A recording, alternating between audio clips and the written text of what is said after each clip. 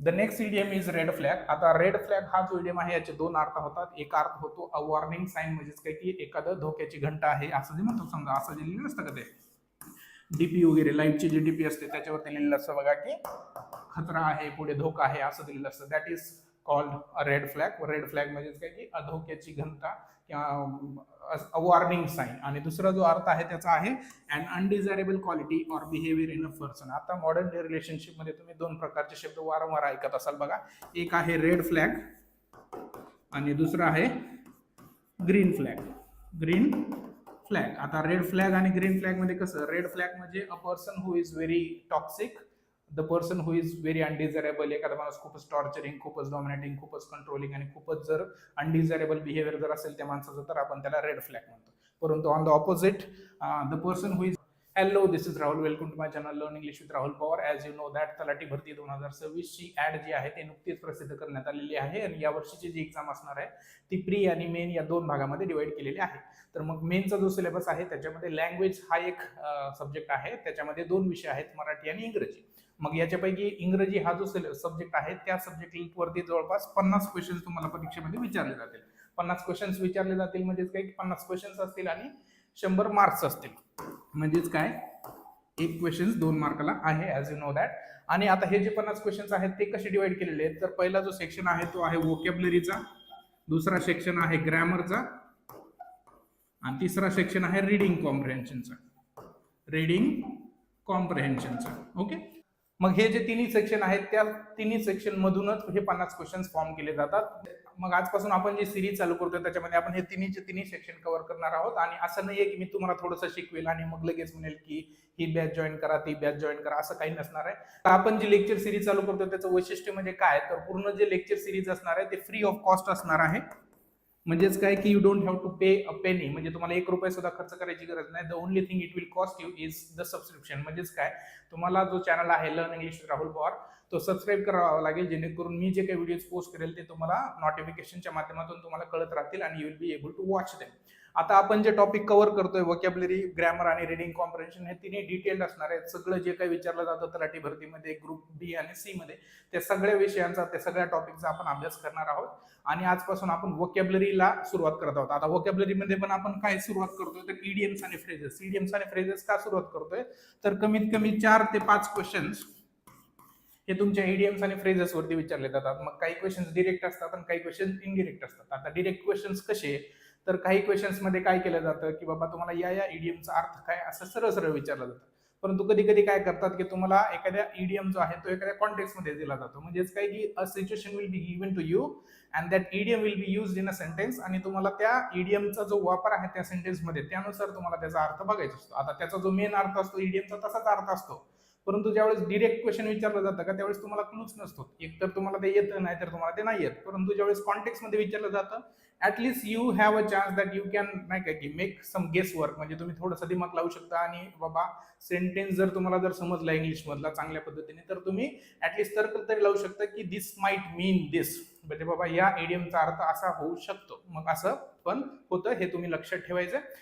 आता बरेच विद्यार्थी तक्रार करतात की सर आम्ही वोकॅब्युलरी वारंवार वाचतो, वारंवार लिहितो, वारंवार त्या वोकॅब्युलरीची प्रॅक्टिस पण करतो, परंतु जोपर्यंत आम्ही एक्झामला अपियर होतो तोपर्यंत आम्ही जी वोकॅब्युलरी वाचलेली असते ते आम्ही पूर्णपणे विसरून गेलेलो असतो. आता त्याचं कारण असं की आपण जी वोकॅब्युलरी शिकतो ती आपण रँडमली शिकतो. फॉर एक्झाम्पल कसं, आता इडियम्स आणि फ्रेजेस जर तुम्ही जर शिकत असाल तर तुम्ही ते काय सिक्वन्सने किंवा मेथडने एकदम ऑर्गनाइज पद्धतीने नाही शिकत.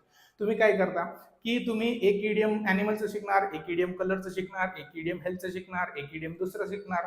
मग अशा माध्यमातून काय होतं, तुम्ही जी काही इन्फॉर्मेशन फीड करताय तुमच्या माइंडला ती तुम्ही एकदम मेथोडॉलॉजिकली फीड नाही करताय. मग त्याच उद्देशाने मी काय केलेलं आहे, आपण जे इडियम्स वगैरे बघणार आहोत का ते इडियम्स ऑफ कलर बघणार आहोत. म्हणजेच काय की असे इडियम्स ज्याच्यामध्ये एखादा कलर आहे, जसं की काय आता समजा आपला पहिला जो इडियम आहे, पहिला इडियम कुठला आहे तर रेड लेटर डे. आता मग असे शब्द, असे इडियम्स ज्याच्यामध्ये रेड हा जो शब्द आहे किंवा रेड हा जो कलर आहे तो जास्त प्रमाणात यूज केलेला. मग रेड लेटर डे किंवा रेड इंक असू दे, रेड डेप्ट असू दे, मग असे जे काही आहेत, रेड फ्लॅग असू दे, रेड टेप असू दे, मग असे जे इडियम आहेत ते आपण बघणार आहोत. मग same goes for other colours as वेल.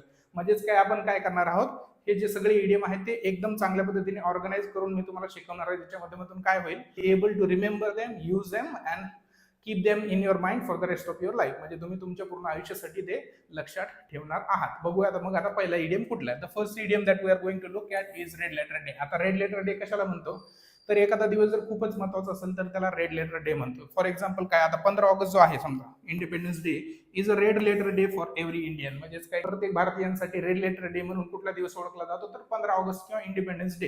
का, तर बघा it is an important day, कारण का त्या दिवशी आपल्याला स्वातंत्र्य मिळालं होतं. सो मग 15 ऑगस्ट काय आहे, तर it is a red letter day in the history of India.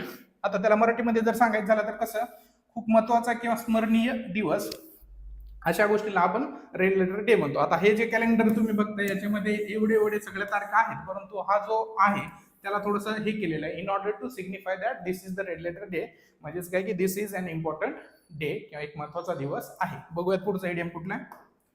The next idiom is red mist. आता रेड मिस्ट म्हणजेच काय की बऱ्याच वेळा आपण रागात येतो आणि रागात आल्यानंतर आपल्या स्वतःवरचा ताबा सुटतो आणि आपण काय बोलायचं कसं वागायचं हे सगळं विसरून जातो. मग रागात आल्यामुळे जर ताबा जर सुटत असेल तर त्याला रेड मिस्ट म्हणतो. जसं की काय, he saw red and was attacked in a red mist, म्हणजेच काय की त्याला त्याने काहीतरी पाहिलं आणि मग त्याला त्या गोष्टीने प्रोवोक केलं आणि मग तो लगेच रागामध्ये त्याने अटॅक करायला सुरुवात केली, म्हणजेच काय की त्याचा स्वतःवरचा ताबा सुटून गेला. जसं as you can see on the screen, this person is angry आणि this person is trying to speak something, किंवा तो भडास काढण्याचा, खूप रागामध्ये काहीतरी करण्याचा प्रयत्न करतोय. म्हणजेच काय की रागाने त्याची पट्टी जी आहे, म्हणजे त्याचं जे रॅशनल माइंड आहे किंवा नॉर्मली जो आपण विचार करतो ते सगळं आपण रागात असताना विचार करत नाही, आपण कसं पण रागाच्या भरात कसं पण बोलून जातो. मग रेड मिस्ट म्हणजेच काय की थोडक्यात रागाच्या भरात, रेड मिस्ट म्हणजे काय, रागाच्या भरात एखादी गोष्ट जी आपण करतो, भांबावून जातो किंवा गोंधळून जातो आणि न विचार करता जे वागतो त्याला आपण रेड मिस्ट म्हणतो. बघूयात पुढचं इडियम कुठलं आहे.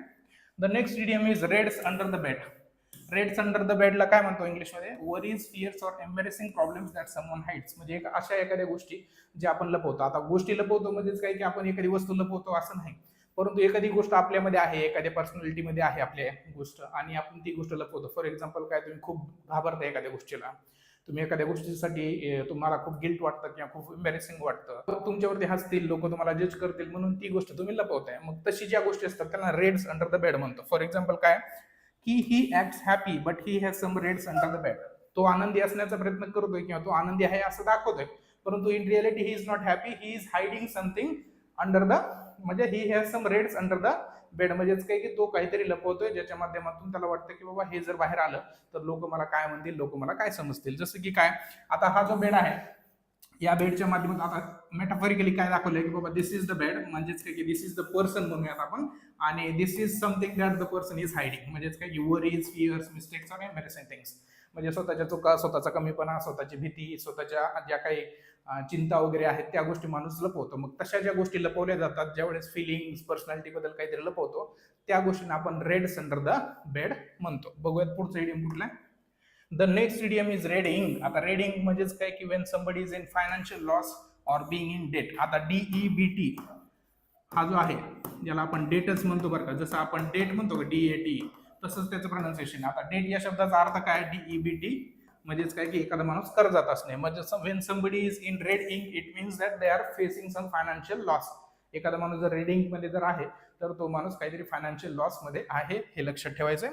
फॉर एक्झाम्पल कसं, the company ended in the red ink, म्हणजेच काय की the company ended in the red ink, म्हणजेच काय की when the company started it started with very well with profits and नाही काय की सेल्स, परंतु काय झालं कालांतराने कंपनीने चांगलं केलं नाही, they could not perform well, आणि मग they had to end in red ink, म्हणजेच काय की त्यांचा जो वर्षाचा जो टर्नओव्हर आहे तो एकदम फायनान्शियल लॉस मध्ये गेला, म्हणजे तोट्यामध्ये गेला.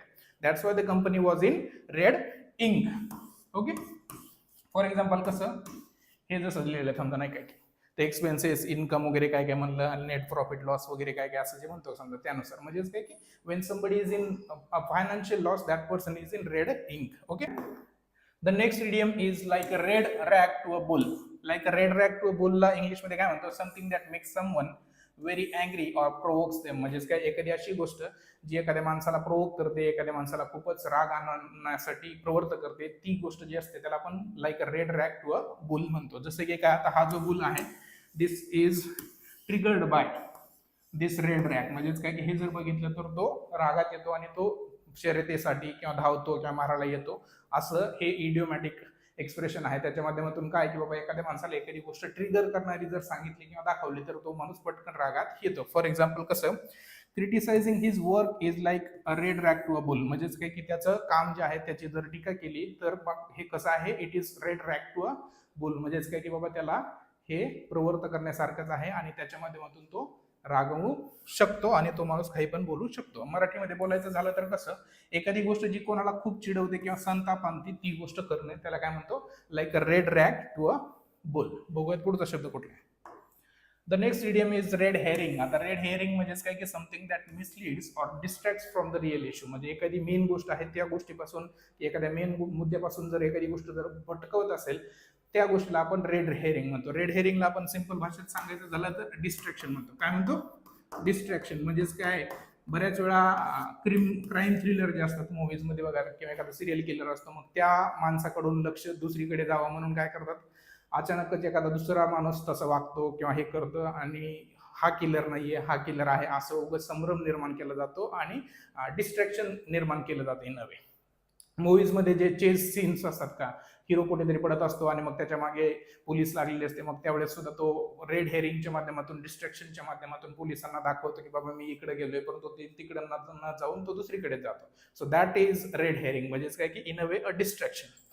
मराठीत सांगायचं झालं तर कसं, खरी बाब लपवणारी किंवा चुकीच्या दिशेने लक्ष वळवणारी जी गोष्ट असते त्याला आपण रेड हेअरिंग म्हणतो.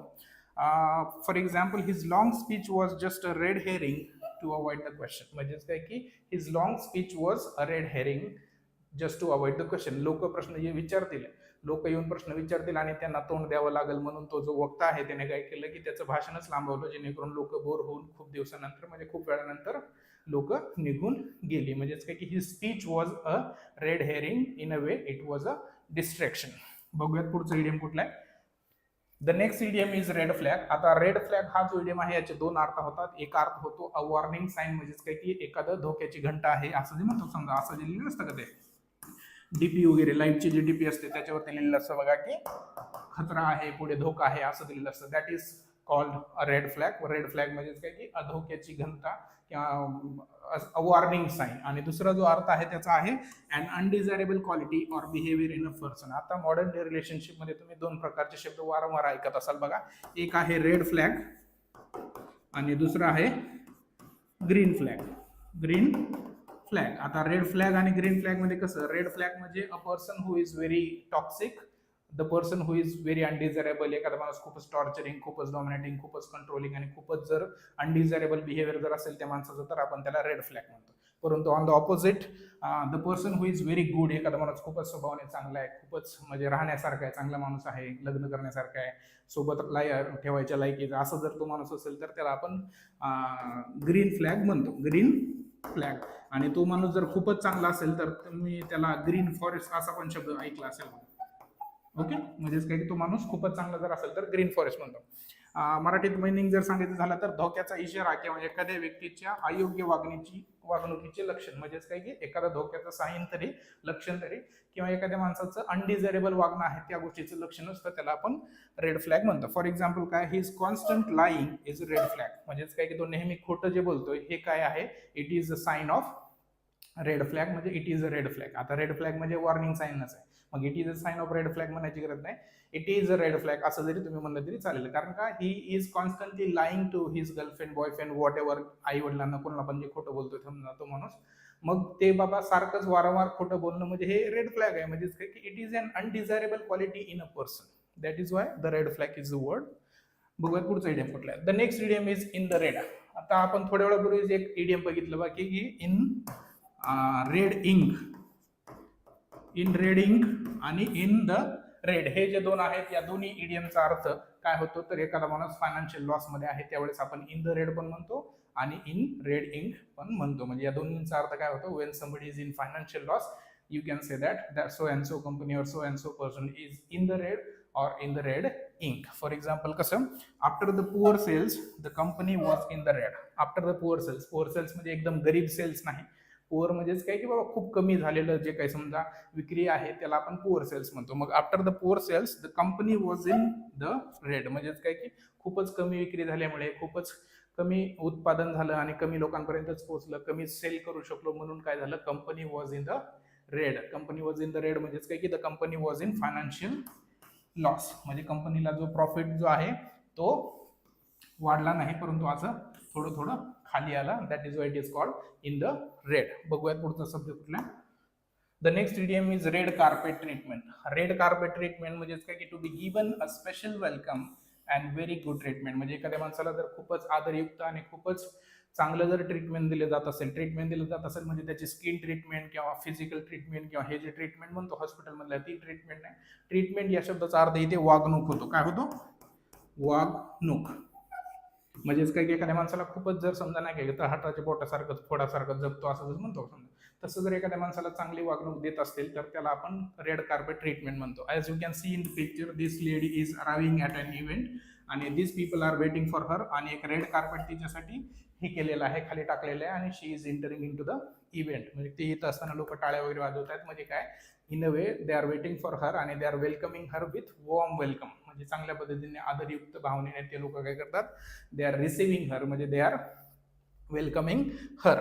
आता मराठीत सांगायचं झालं तर कसं म्हणतो, विशेष आदर तिथ्य आणि उत्तम वागणूक मिळणे किंवा देणे. समजा when you are giving somebody a red carpet treatment, तुम्ही त्यांना उत्तम वागणूक देताय. आणि जर तुम्हाला when you are receiving a red carpet treatment then somebody is नाही का गिव्हिंग यू व्हेरी आदरयुक्त treatment. Okay.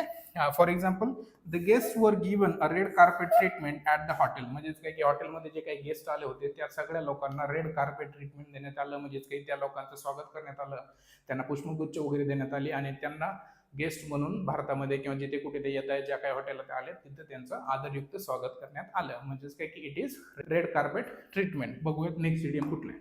The next idiom is red tape. आता रेड टेपला काय म्हणतो, अन अननेसेसरी रूल्स और paper work that delay things. म्हणजेच काय की अशी एखादी गोष्ट जी करायची आपल्याला परंतु ती गोष्ट करण्यासाठी ज्या काही अडचणी येतात, ज्या काही बाधा येतात आणि ज्या काही अननेसेसरी गोष्टी घडतात त्या गोष्टींना आपण रेड टेप म्हणतो. फॉर एक्झाम्पल कसं, this person is trying to reach his goal. त्या माणसाला त्याच्या गोलपर्यंत पोहोचायचं आहे परंतु काय त्याला अप्रुव्हल घ्यावं लागतंय, त्याला डॉक्युमेंट्स व्हेरिफिकेशन करावं लागते, त्याला फॉर्म्स भरावं लागतात, त्याला क्लिअरन्स करावं लागतात आणि then he will be able to reach to the goal. म्हणजेच काय की these unnecessary things that this person has to cross or enter or नाही काय की पुढे जायचं त्याला जे पार करायचे सगळ्या ज्या बाउंडरीज आहेत त्यांना आपण रेड टेप म्हणतो. फॉर एक्झाम्पल कसं, the project is delayed because of red tape. म्हणजे जो प्रोजेक्ट आपल्याला करायचा तो प्रोजेक्ट काय झालाय, डिले करण्यात आलाय. म्हणजे त्याच्यात उशीर करण्यात आलेला आहे. कारण का, because of the red tape. म्हणजेच काही अननेसेसरी रूल्स, डॉक्युमेंटेशन, क्लेरिकल वर्कच्या माध्यमातून ते जो प्रोजेक्ट आहे तो तिथेच अडकलाय. म्हणजे तो ऑफिसमधून पुढे निघालाच नाही,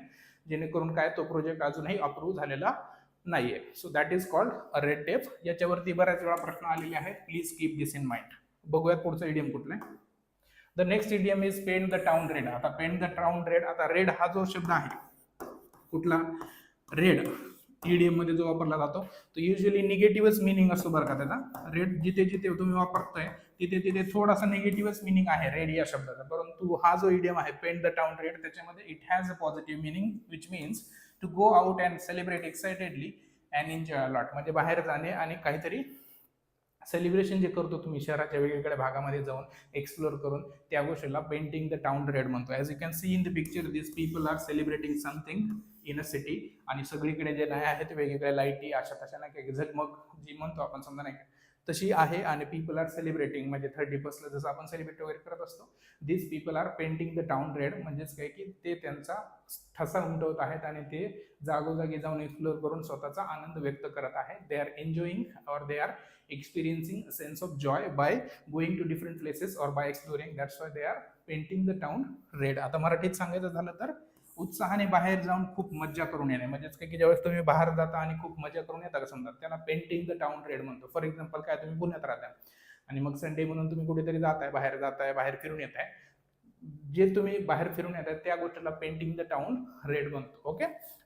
for example we painted the town red on new years eve. म्हणजेच काय की नवीन वर्षाची जी सुरुवात होणार होती त्या दिवशी आम्ही काय केलं, we painted the town red. म्हणजेच काय की वी एन्जॉयड अ लॉट, आम्ही खूपच मजा केली. Okay.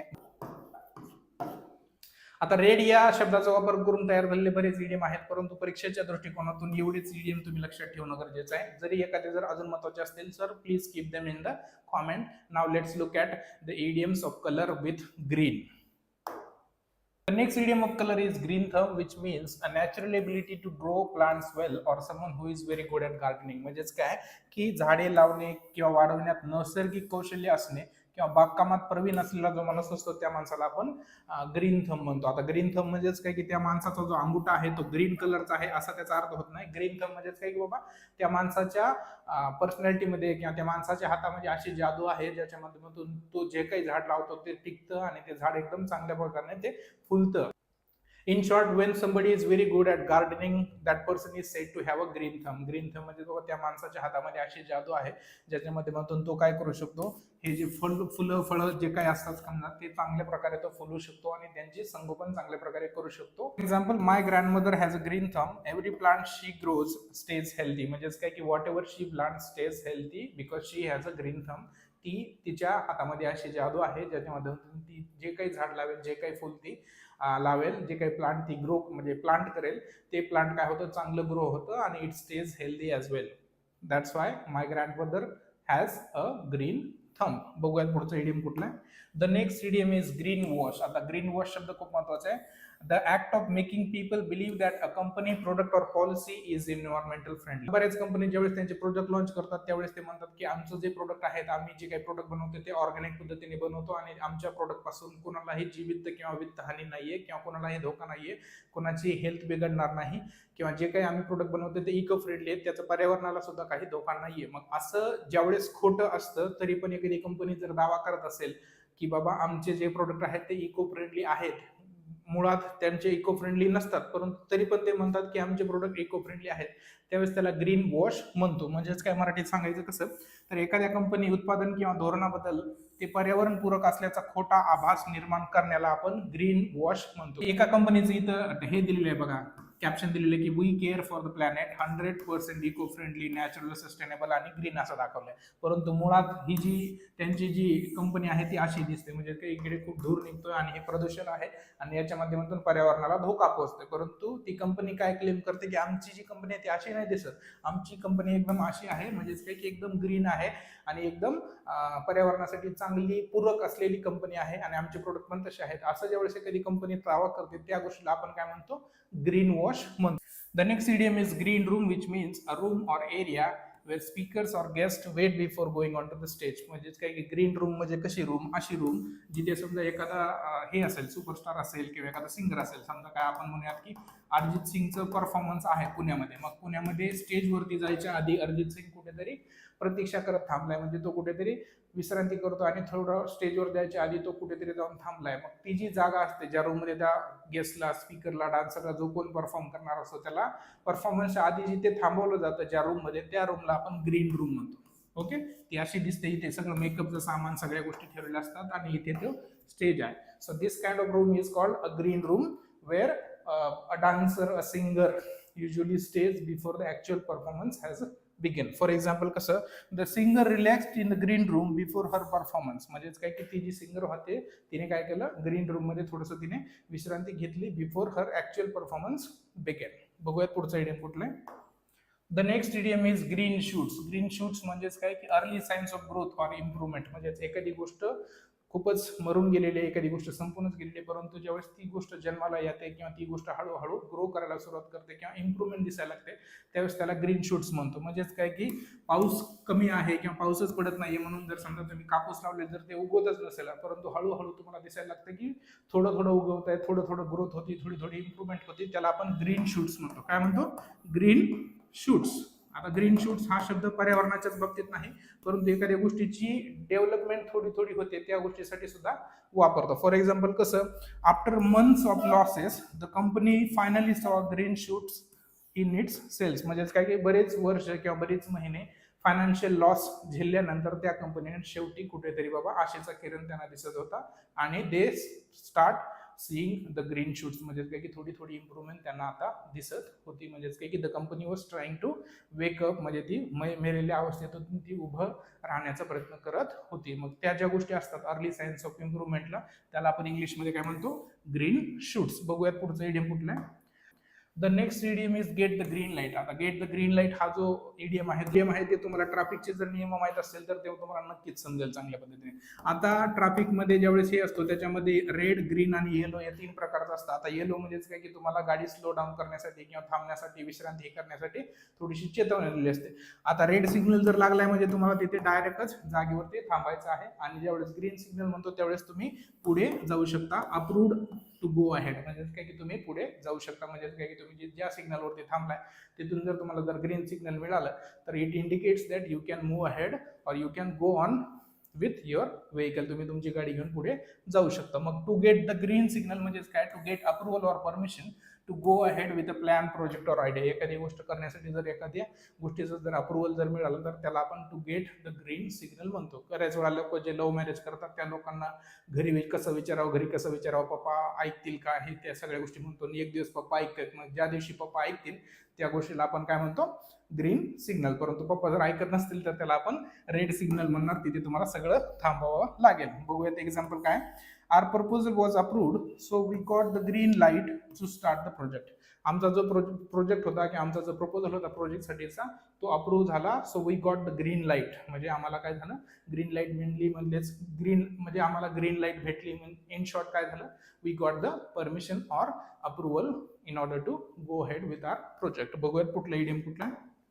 The next idiom is green around the gills. आता ग्रीन अराउंड द गिल्स म्हणजे काय की looking sick or nauseous or having a pale unhealthy appearance. म्हणजे एखादा आजाराने त्रस्त असतो आणि त्या माणसाच्या चेहऱ्यावरती कलरच नसतो, त्या गोष्टीला आपण ग्रीन अराउंड द गिल्स म्हणतो. फॉर एक्झाम्पल काय की he looked green around the gills after the boat ride. म्हणजे बोट राईड करून आला तो आणि त्याच्यावरती खूपच वाईट परिणाम झाला आणि ही फेल व्हेरी आजारी. त्याला खूपच आजारी तो पडला आणि मग त्याला नाही काही अशा प्रकारचं त्याचं पूर्णपणे कंडिशन झाली. That's why he is green around the gills. बघूयात पुढचा इडियम कुठला. The next idiom is green eyed monster. आता ग्रीन आईड मॉन्स्टर हा जो इडियम आहे it comes from William Shakespeare's play. आता विलियम शेक्सपियरचा ऑथेलो नावाचा एक प्ले, त्याच्यामध्ये जेलसी हा एक प्रकार खूप जास्त प्रमाणात दाखवला. म्हणजे ज्याला आपण मत्सर म्हणतो का, ती गोष्ट खूप जास्त प्रमाणात दाखवली. आता मत्सर ही भावना तुम्हाला माहिती आहे, एखाद्यावरती जळणे वगैरे जे असतात त्याला आपण ग्रीन आईड मॉन्स्टर म्हणतो. आता त्याच्यामध्ये कोट पण आहे त्या विलियम शेक्सपियरच्या प्लेमध्ये की jealousy my friend is a green eyed monster. Jealousy my friend is the green eyed monster. म्हणजे ग्रीन आईड मॉन्स्टर आहे असं तो म्हणतो.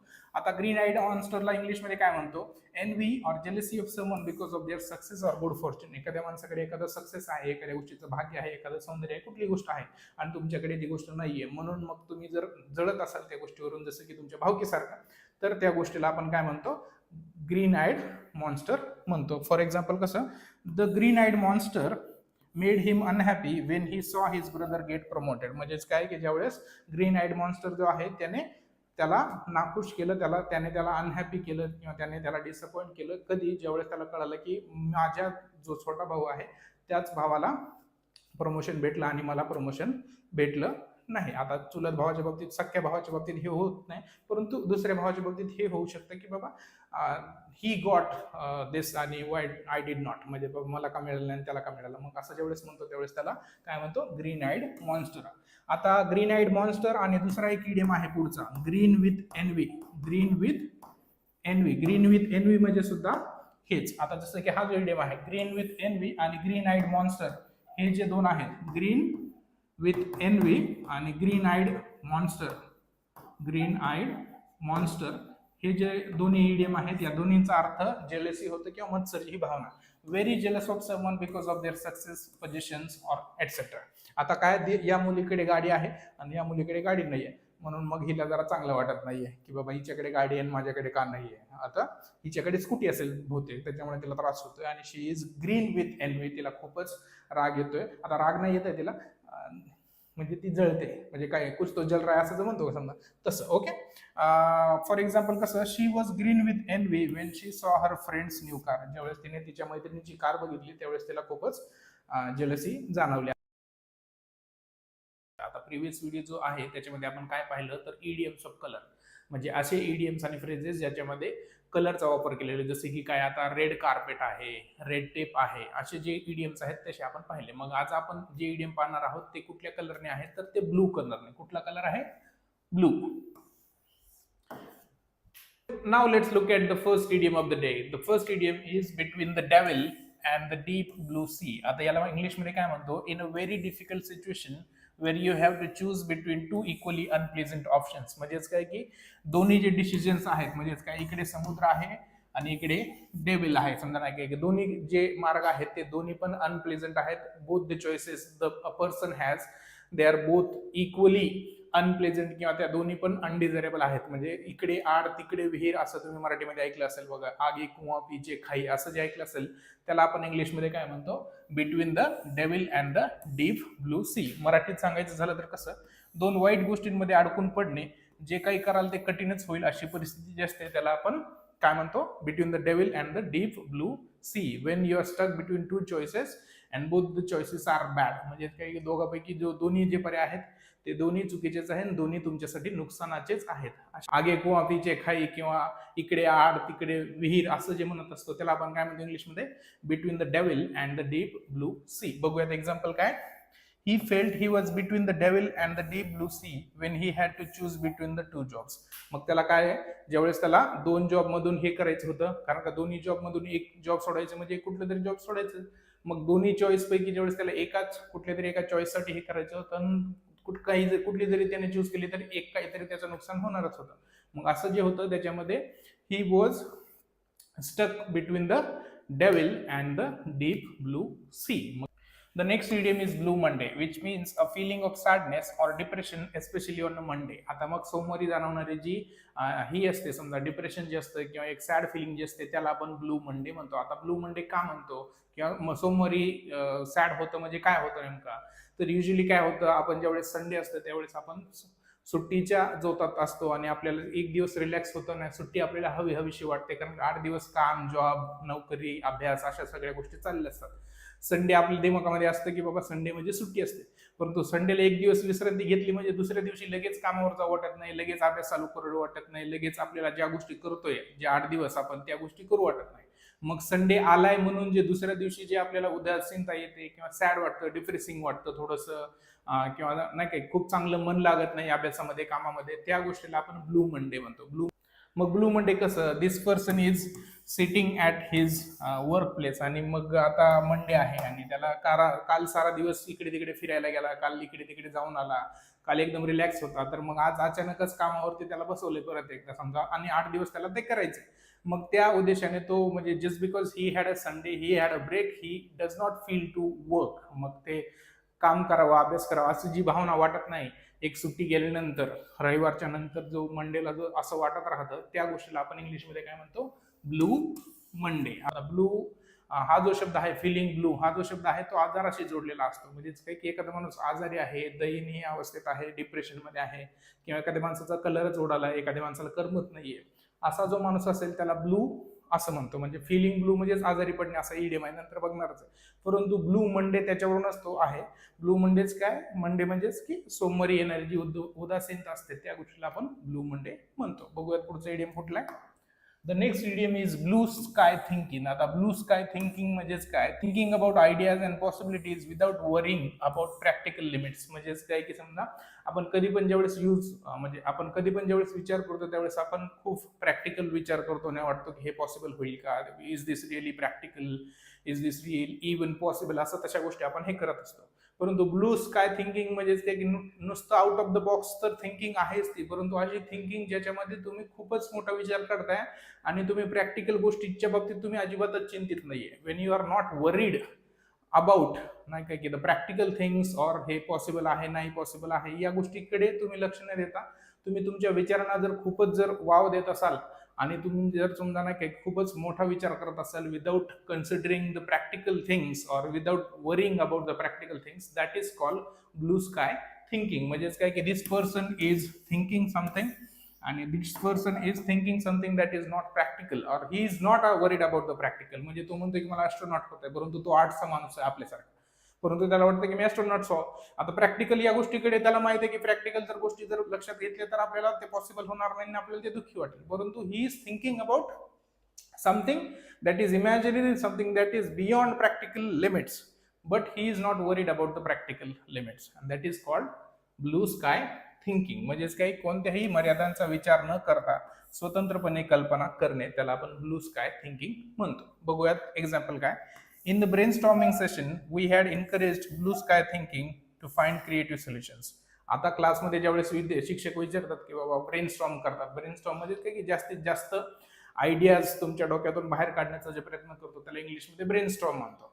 मग काय की एक्झाम्पल मध्ये काय म्हणलं जातं की इन द ब्रेनस्टॉर्मिंग सेशन आम्ही काय केलं, we encourage blue sky thinking for creating नाही काय की फॉर फाइंडिंग क्रिएटिव्ह सोल्युशन्स. म्हणजे आम्ही बाबा लोकांना ब्लू स्काय थिंकिंग करावं त्यांनी म्हणून एनकरेज केलं, जेणेकरून काय होईल जास्तीत जास्त सोल्युशन जे आहेत ते शोधता येईल. अशा गोष्टींसाठी आम्ही we encourage the students to engage in blue sky thinking. म्हणजे ते काही प्रॅक्टिकल गोष्टी जाऊ द्या, बघू ते आपल्याला काय करायचं नंतर. शेतकऱ्यांच्या आत्महत्या थांबवण्यासाठी समजा एखादी डिबेट घेतली आणि त्याच्यावर जर म्हणलं समजा आपण की बाबा याच्यावरती सोल्युशन्स काय, मग सोल्युशन्स कसे पण असू दे, किती पण प्रॅक्टिकल असू दे नसू दे, परंतु at least they should reach to that imagination, किंवा त्यांचं इमॅजिनेशन तिथपर्यंत जावं की हे असं केलं जाऊ शकतं, तसं केलं जाऊ शकतं. त्या गोष्टीला आपण ब्लू स्काय थिंकिंग म्हणतो. बघूयात पुढचं इडियम कुठलं आहे. The next idiom is till you are blue in the face, which means to keep trying to persuade someone about something even though they continue to refuse to listen.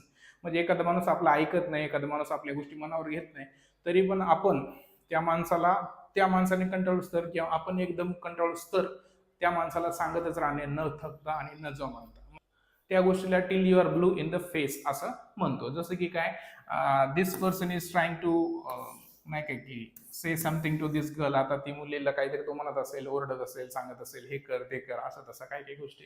I am telling you this still I am blue in the face. बाबा मी तुला सांगतोय हे सगळ्या गोष्टी, म्हणजे माझं पूर्ण नाही काय की मी पूर्ण ताकद लावून माझे नाही काय की सगळे आतड्यातून एकदम आवाज येईल तिथून मी तुला सांगतोय, तरी पण तू ऐकत नाही असंच म्हणतो. तसं त्या गोष्टीला म्हणतोय. मराठीत सांगायचं झालं तर त्याचा अर्थ कसा होईल, एखाद्या गोष्टीसाठी खूप समजावून सांगितले तरी समोरची व्यक्ती ऐकायला तयार नसणे. एखाद्या गोष्टीसाठी आपण वारंवार सांगतोय, if you keep telling that person that please do this, please do that, असं तसं you are telling or you are constantly telling that person that please do this, and that person is never paying attention to what you say.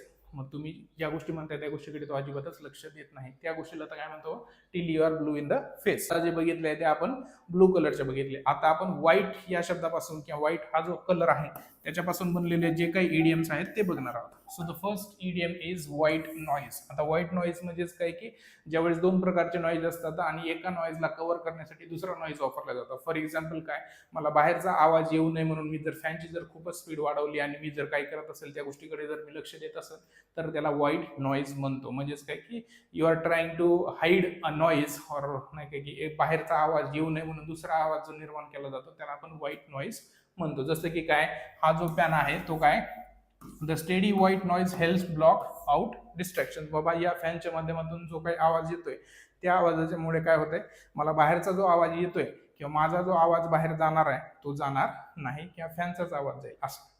म्हणजेच काय, in a वे आपण एक आवाज लपवण्यासाठी दुसरा आवाज आपण क्रिएट करतोय. अशी जी गोष्ट असते त्याला व्हाईट नॉईज म्हणतो. आता एक असतं नॉईज कॅन्सलेशन. नॉईज कॅन्सलेशन मध्ये आपण पूर्णपणे बाहेरचा आवाज किंवा आपला आवाज तो पूर्णपणेच कॅन्सल करतोय, म्हणजेच काय की तो ऐकू जाऊ देत नाहीये. परंतु व्हाईट नॉईज म्हणजेच काय की दोन प्रकारचे नॉईज आहेत, इकडे डीजे आणि इकडे हे, परंतु आपण नाही काही कुठलं तरी एकच ऐकू यावं असं म्हणण्यासाठी त्यानुसार जे केलं, किंवा बाहेरचा आवाज येऊ नये म्हणून मी जर फॅन जर लावून जर स्पीड वाढवली तर त्याला व्हाईट नॉईज म्हणतो. जसं की काय, मिनिंग मध्ये कसं सांगायचं, a background sound that is steady and uniform often used to mask other sounds. Mask other sounds, mask other sounds म्हणजेच काय की बाबा दोन चार प्रकारचे साऊंड्स आहेत आणि त्यापैकी दुसऱ्या साऊंडला मास्क करण्यासाठी आपण व्हाईट नॉईज ही इडियम वापरतो. मराठीत सांगायचं झालं तर कसं, एकसारखा आणि सतत चालणारा आवाज जो इतर आवाज झाकण्यासाठी वापरला जातो. For example, the white noise from the fan help me concentrate while studying. म्हणजेच काय की बाहेरचा खूपच गोंगाट होता, बाहेरून खूपच आवाज येत होता, म्हणून मग मी काय केलं, फॅनचा आवाज वाढवला, ज्याच्या माध्यमातून मला बाहेरचा आवाज नाही आला आणि I could focus on my studies, I could concentrate on my studies. So white noise त्याला म्हणतो. बघूयात पुढचं इडियम कुठलं. The next idiom is whitewash, which means to defeat someone completely or embarrass them. म्हणजे एखाद्या माणसाला अशा पद्धतीने हरवलं, अशा पद्धतीने हरवलं की त्या माणसाकडे काही हेच नाहीये, एकदम खूपच कुत्ते की मोत हरवणं जे म्हणतो, समजा खूपच वाईट पद्धतीने एखाद्या माणसाला जर हरवलं तर त्या गोष्टीला आपण व्हाईट वॉश म्हणतो. फॉर एक्झाम्पल, आता तुम्ही क्रिकेट प्रेमी तर आहातच समजा, तर मग याच्यामध्ये काय दिलेलं आहे की बाबा India white washed Australia bye winning all the matches in the series. मग भारताने काय केलं, इंडिया व्हाईट वॉश्ड म्हणजे थोडक्यात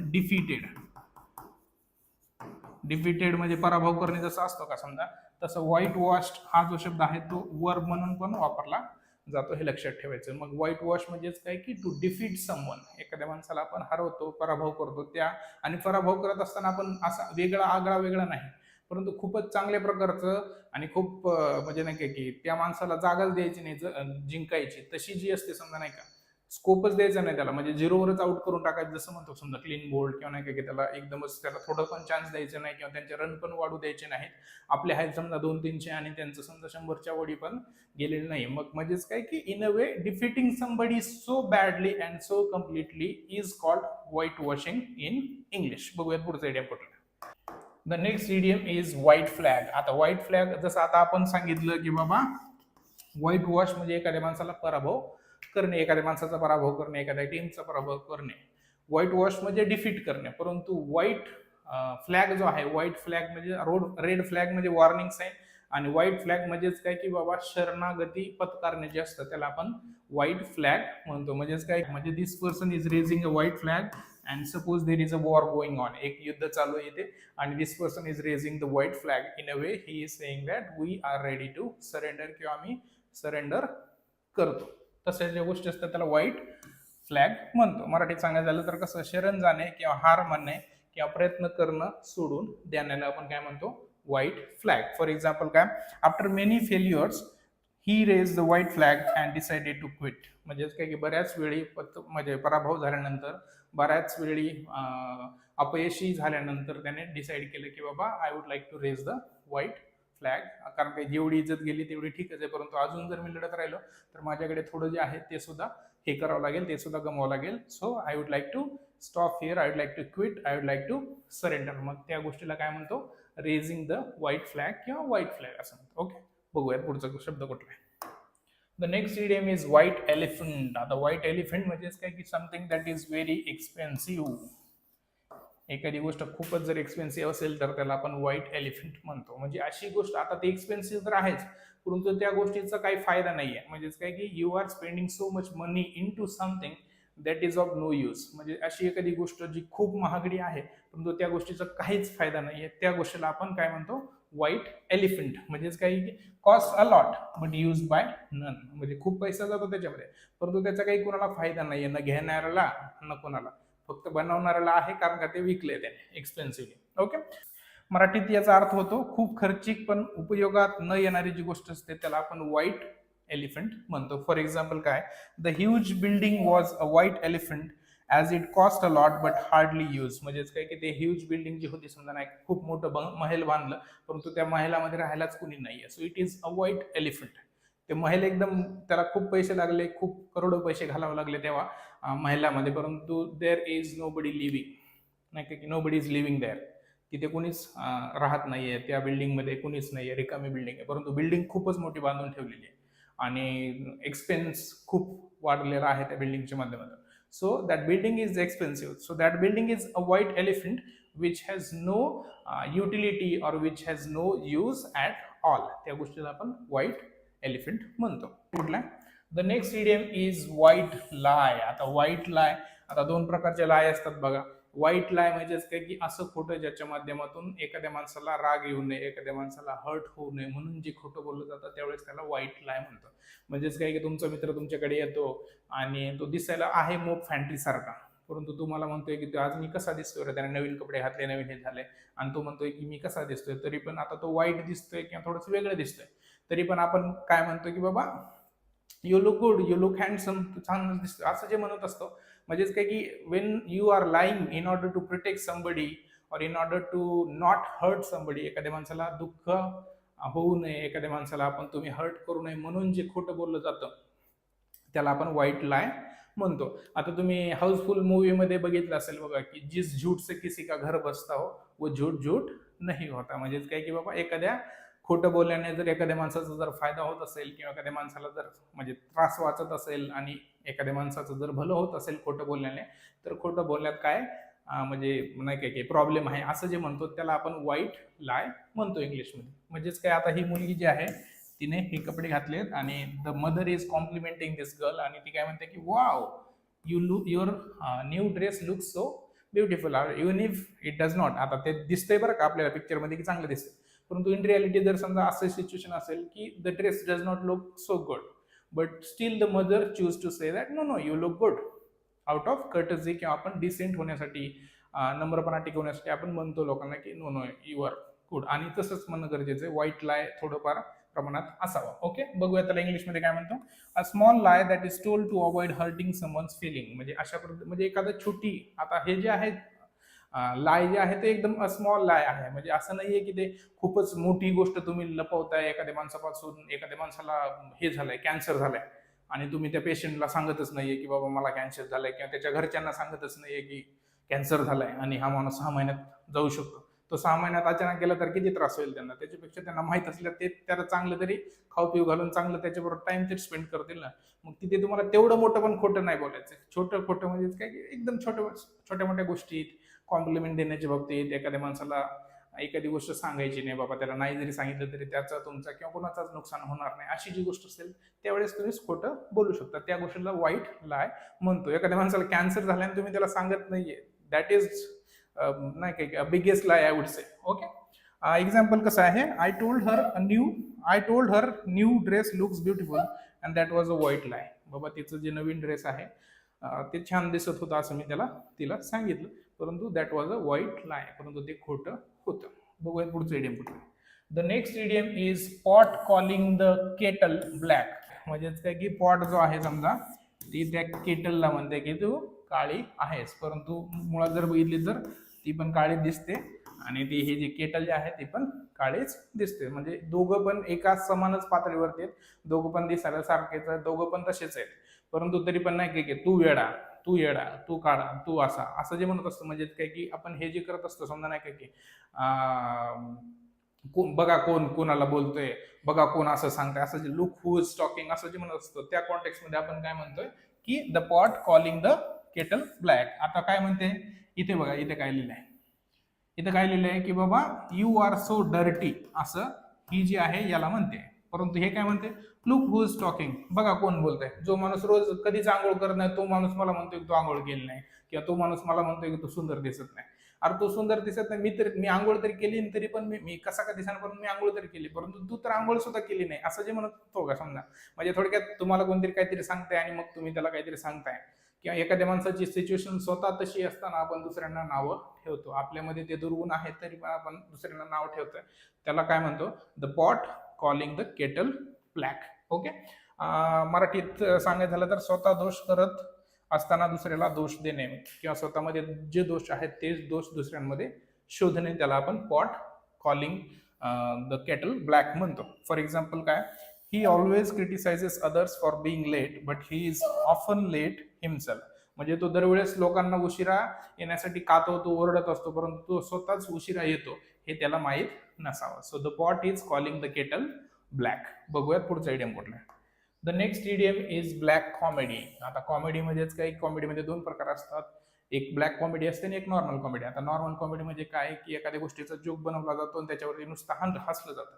परंतु ब्लॅक कॉमेडी म्हणजे कशी कॉमेडी जी की सिरियस सिच्युएशनवरती, सिरियस इश्यूजवरती बनवलेली जी कॉमेडी असते त्याला आपण ब्लॅक कॉमेडी म्हणतो. म्हणजे अशा प्रकारची कॉमेडी जी तुम्हाला सुरुवातीला हसवते, परंतु तुम्हाला त्या गोष्टीवरती विचार करायला भाग पाडते, किंवा समाजाच्या एखाद्या कुठल्या तरी चुकीच्या गोष्टीवरती, एखाद्या सोशल इश्यूवरती ती भाष्य करते आणि ती गोष्ट तुम्हाला सुरुवातीला हसवते, परंतु त्याच्यानंतर लगेच तुम्हाला त्या गोष्टीवरती विचार करायला भाग पाडते.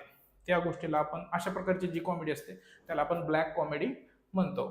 फॉर एक्झाम्पल कसं, the movie doctor strange love is famous example of black comedy. आता हा जो मूवी आहे स्ट्रेंज लव ते त्या मूवी बद्दल आहे समजा, परंतु ब्लॅक कॉमेडी कशाला म्हणतो, जेव्हा एखादी गोष्ट आपल्याला माहिती आहे की बाबा हे सोशल इश्यू आहे, परंतु आपण तरी पण त्या गोष्टीवरती भाष्य करतोय आणि त्या गोष्टीवरती कुणीतरी जोक मारतोय. आता स्टँडअप कॉमेडी वन जे लोक असतात समजा, हे जे कॉमेडियन्स असतात का समजा, समय राणा असू दे किंवा मनोहर फारुकी असू दे किंवा वेगवेगळे जे कॉमेडियन्स असतात, कुणाल कामरा असू दे, ते काय करतात एखाद्या सोशल इश्यूवरती भाष्य करतात, लोक त्याच्यावरती हसतात, परंतु थोड्या वेळानंतर लगेच आपण त्या गोष्टीवरती विचारायला लागतो, त्या गोष्टीला आपण ब्लॅक कॉमेडी म्हणतो.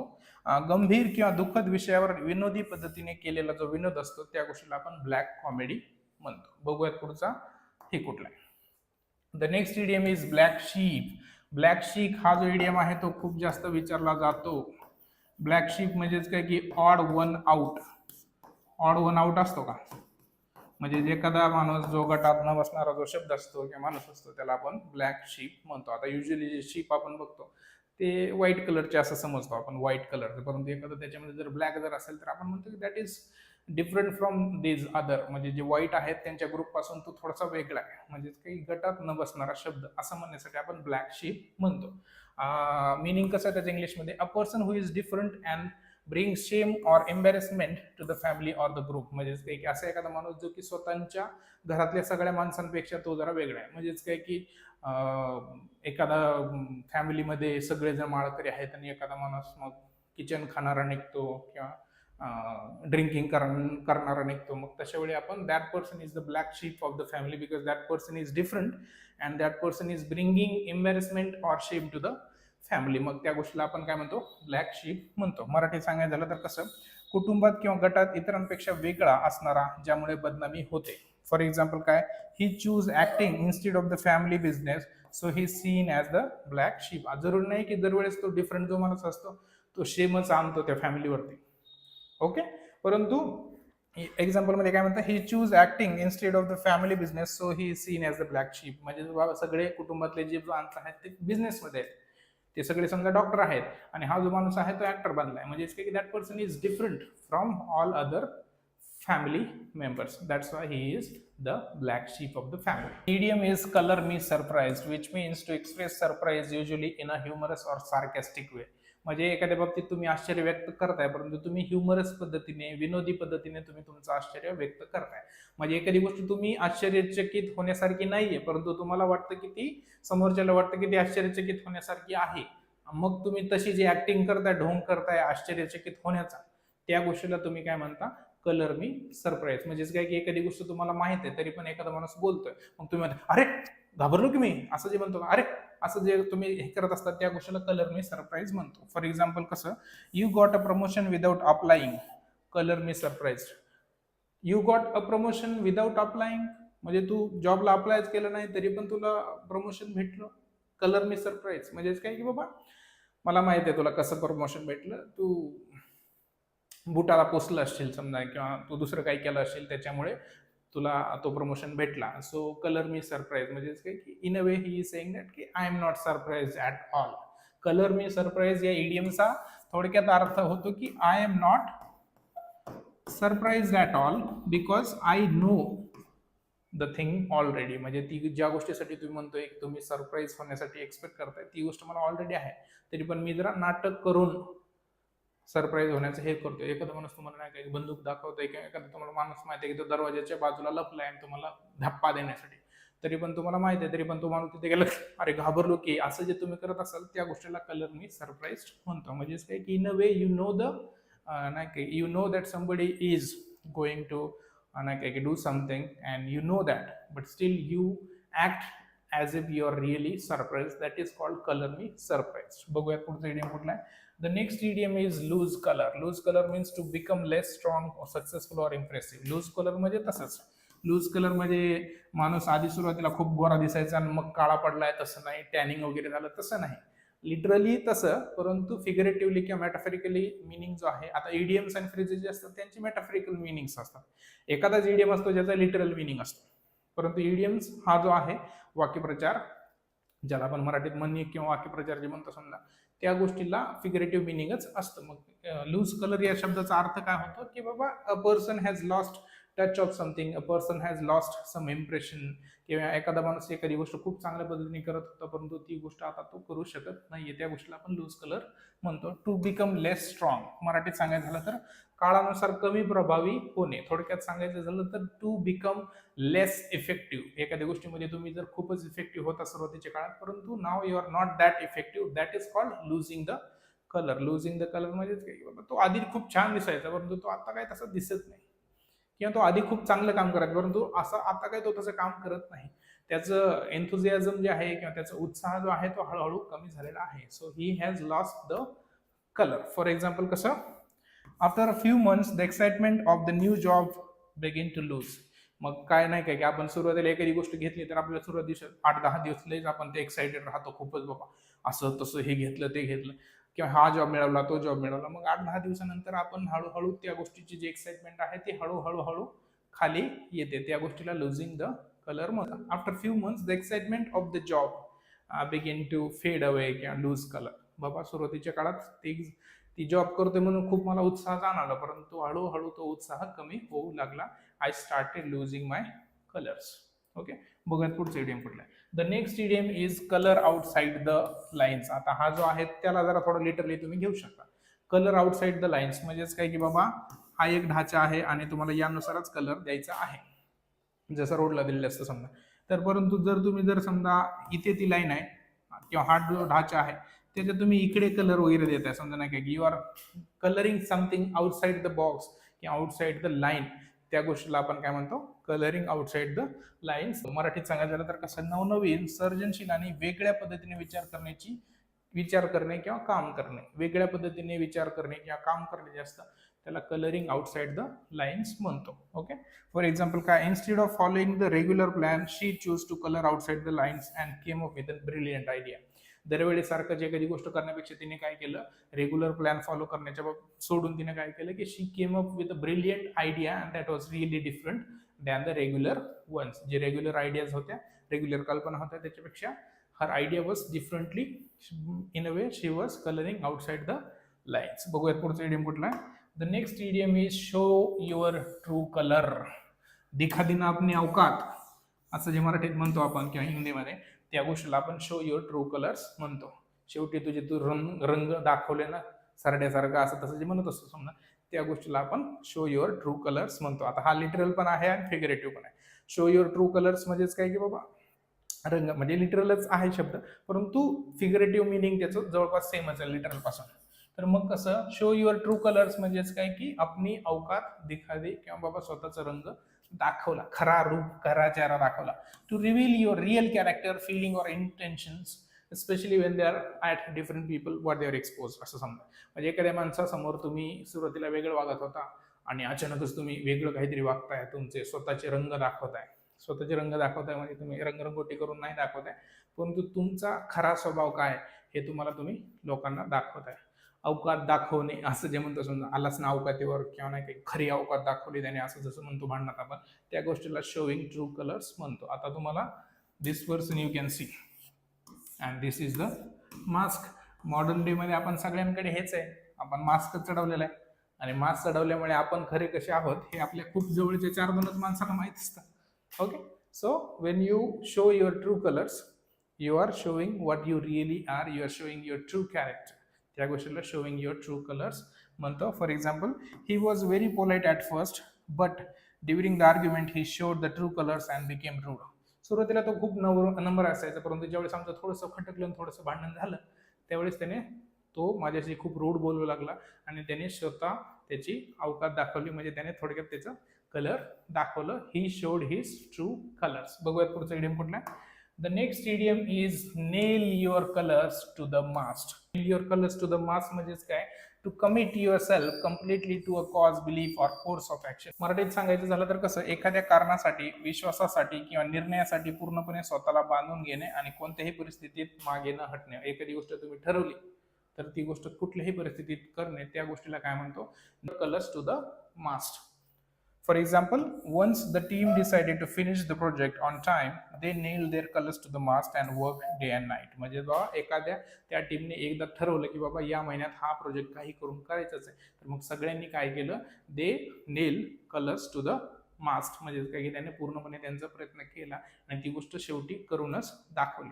म्हणजे एखाद्या ध्येयाप्रती, एखाद्या गोष्टीप्रती, एखाद्या स्वप्नाप्रती तुम्ही तुमची बांधिलकी दाखवताय आणि काही जरी झालं तरी पाठीमागे न हटता, अपयशांना न जुमानता तुम्ही ती गोष्ट कुठल्याही परिस्थितीत by hook or crook at any cost you are committed to that thing and you are not stopping until the goal is reached. जोपर्यंत ती गोष्ट होत नाहीये तोपर्यंत तुम्ही प्रयत्न करत राहताय, त्या गोष्टीला काय म्हणतो, to nail the colours to the mast. बघूयात पुढचा इडियम कुठला.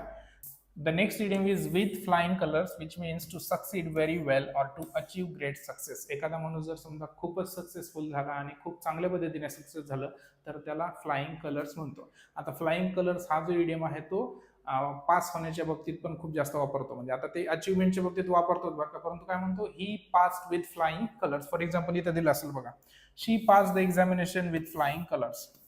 शी pass the examination with flying colours म्हणजे तिने एक्झाम पास केली, परंतु उगच नाही पास झाली 35% 36% असं नाही पडलं. त्याला खूपच चांगली टक्केवारी पडली, त्याला खूपच चांगले मार्क्स मिळाले, त्याला यश मिळालं, परंतु खूप चांगल्या पद्धतीचे यश मिळालं. त्या गोष्टीला काय म्हणतो, विथ फ्लाइंग कलर्स. मराठीत सांगायचं झालं तर कसं, उत्कृष्ट यश मिळवणे किंवा मोठ्या यशाने कार्य पूर्ण करणे, त्याला काय म्हणतो, pass with flying colours.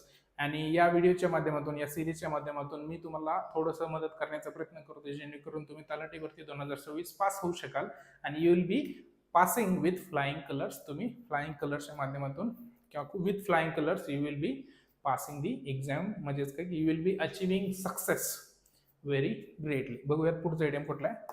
The next idiom is everything is rosy, which means everything is going well or there are no problems or worries at all. म्हणजे एखादी गोष्ट खूपच चांगल्या पद्धतीने जर चालत असेल किंवा खूपच चांगली जर असेल तर त्या गोष्टीला एव्हरीथिंग इज रोझी म्हणतो. रोझी, कोझी असे जे शब्द आहेत, म्हणजे everything is cosy, everything is rosy असं ज्यावेळेस म्हणतो त्यावेळेस आपण असं म्हणतो की बाबा आयुष्यामध्ये सगळं काही चांगलं आहे, सगळं काही ठीक आहे आणि everything is good, there is no problem at all, there are no worries. म्हणजे कुठलीच गोष्ट चिंता करण्यासारखी नाहीये.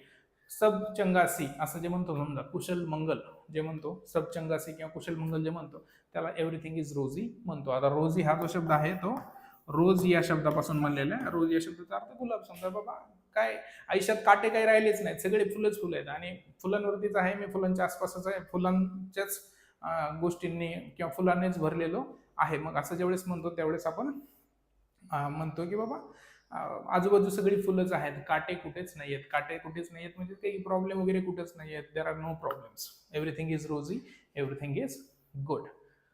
For example, he got a good job, his health is fine and his family is happy.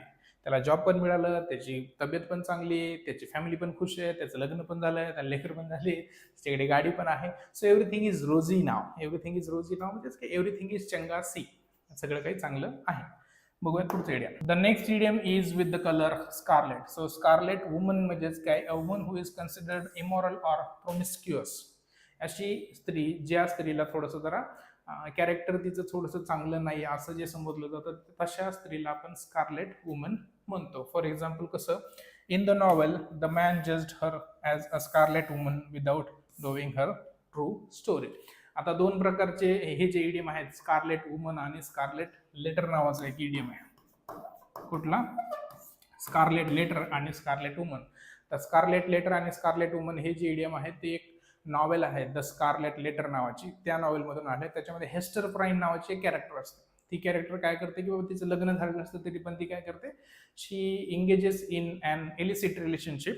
ती एक अवैध किंवा नाही काय की एक्स्ट्रा मॅरिटल अफेअर टाईप रिलेशनशिपमध्ये जाते आणि त्याच्या माध्यमातूनच तिला एक मूल जन्माला येतं. तर मग ती सोसायटी काय करते की तिला बहिष्कृत करते, तिला नाही काय की एका चौकात उभं केलं जातं, त्याला मारणं, हे करणं, ते करणं, त्याला शिवीगाळ करणं, तिने काहीतरी गुन्हा केलाय म्हणून एक स्कारलेट लेटर ए जो आहे तो तिच्या गळ्यामध्ये एक लॉकेट अडकवलं जातं, ज्याच्यावरती ए लिहिलेलं असतं.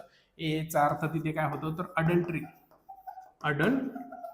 अडल्ट्री म्हणजेच एखाद्या माणसाने असा जो गुन्हा केलेला असतो का, समजा एक्स्ट्रा मॅरिटल अफेअर सारखं, आउट ऑफ वेडलॉक, लग्न दुसऱ्याशी झालेलं असताना सुद्धा जर समजा जेवढं तुम्ही काहीतरी वेगळी संबंध ठेवताय, तशा ज्या स्त्रिया असतात किंवा पुरुष जे असतील त्या गोष्टींसाठी स्कारलेट वुमन. आता स्कारलेट वुमन हे फक्त स्त्रीसाठी वापरतो, परंतु स्कारलेट लेटर हे पुरुष आणि स्त्री दोन्हींसाठी असतं समजा. सो स्कारलेट शब्दाचा अर्थ आणि त्याचं मिनिंग त्या नॉवेलपासून आलेलं आहे. ओके. सो मग काय, जिचे चरित्र संशयास्पद किंवा जी अनैतिक संबंध ठेवते अशी स्त्रीला आपण स्कारलेट वुमन म्हणतो. बघूयात पुढचा इडियम कुठला. हा बघा तो इडियम, स्कारलेट लेटर.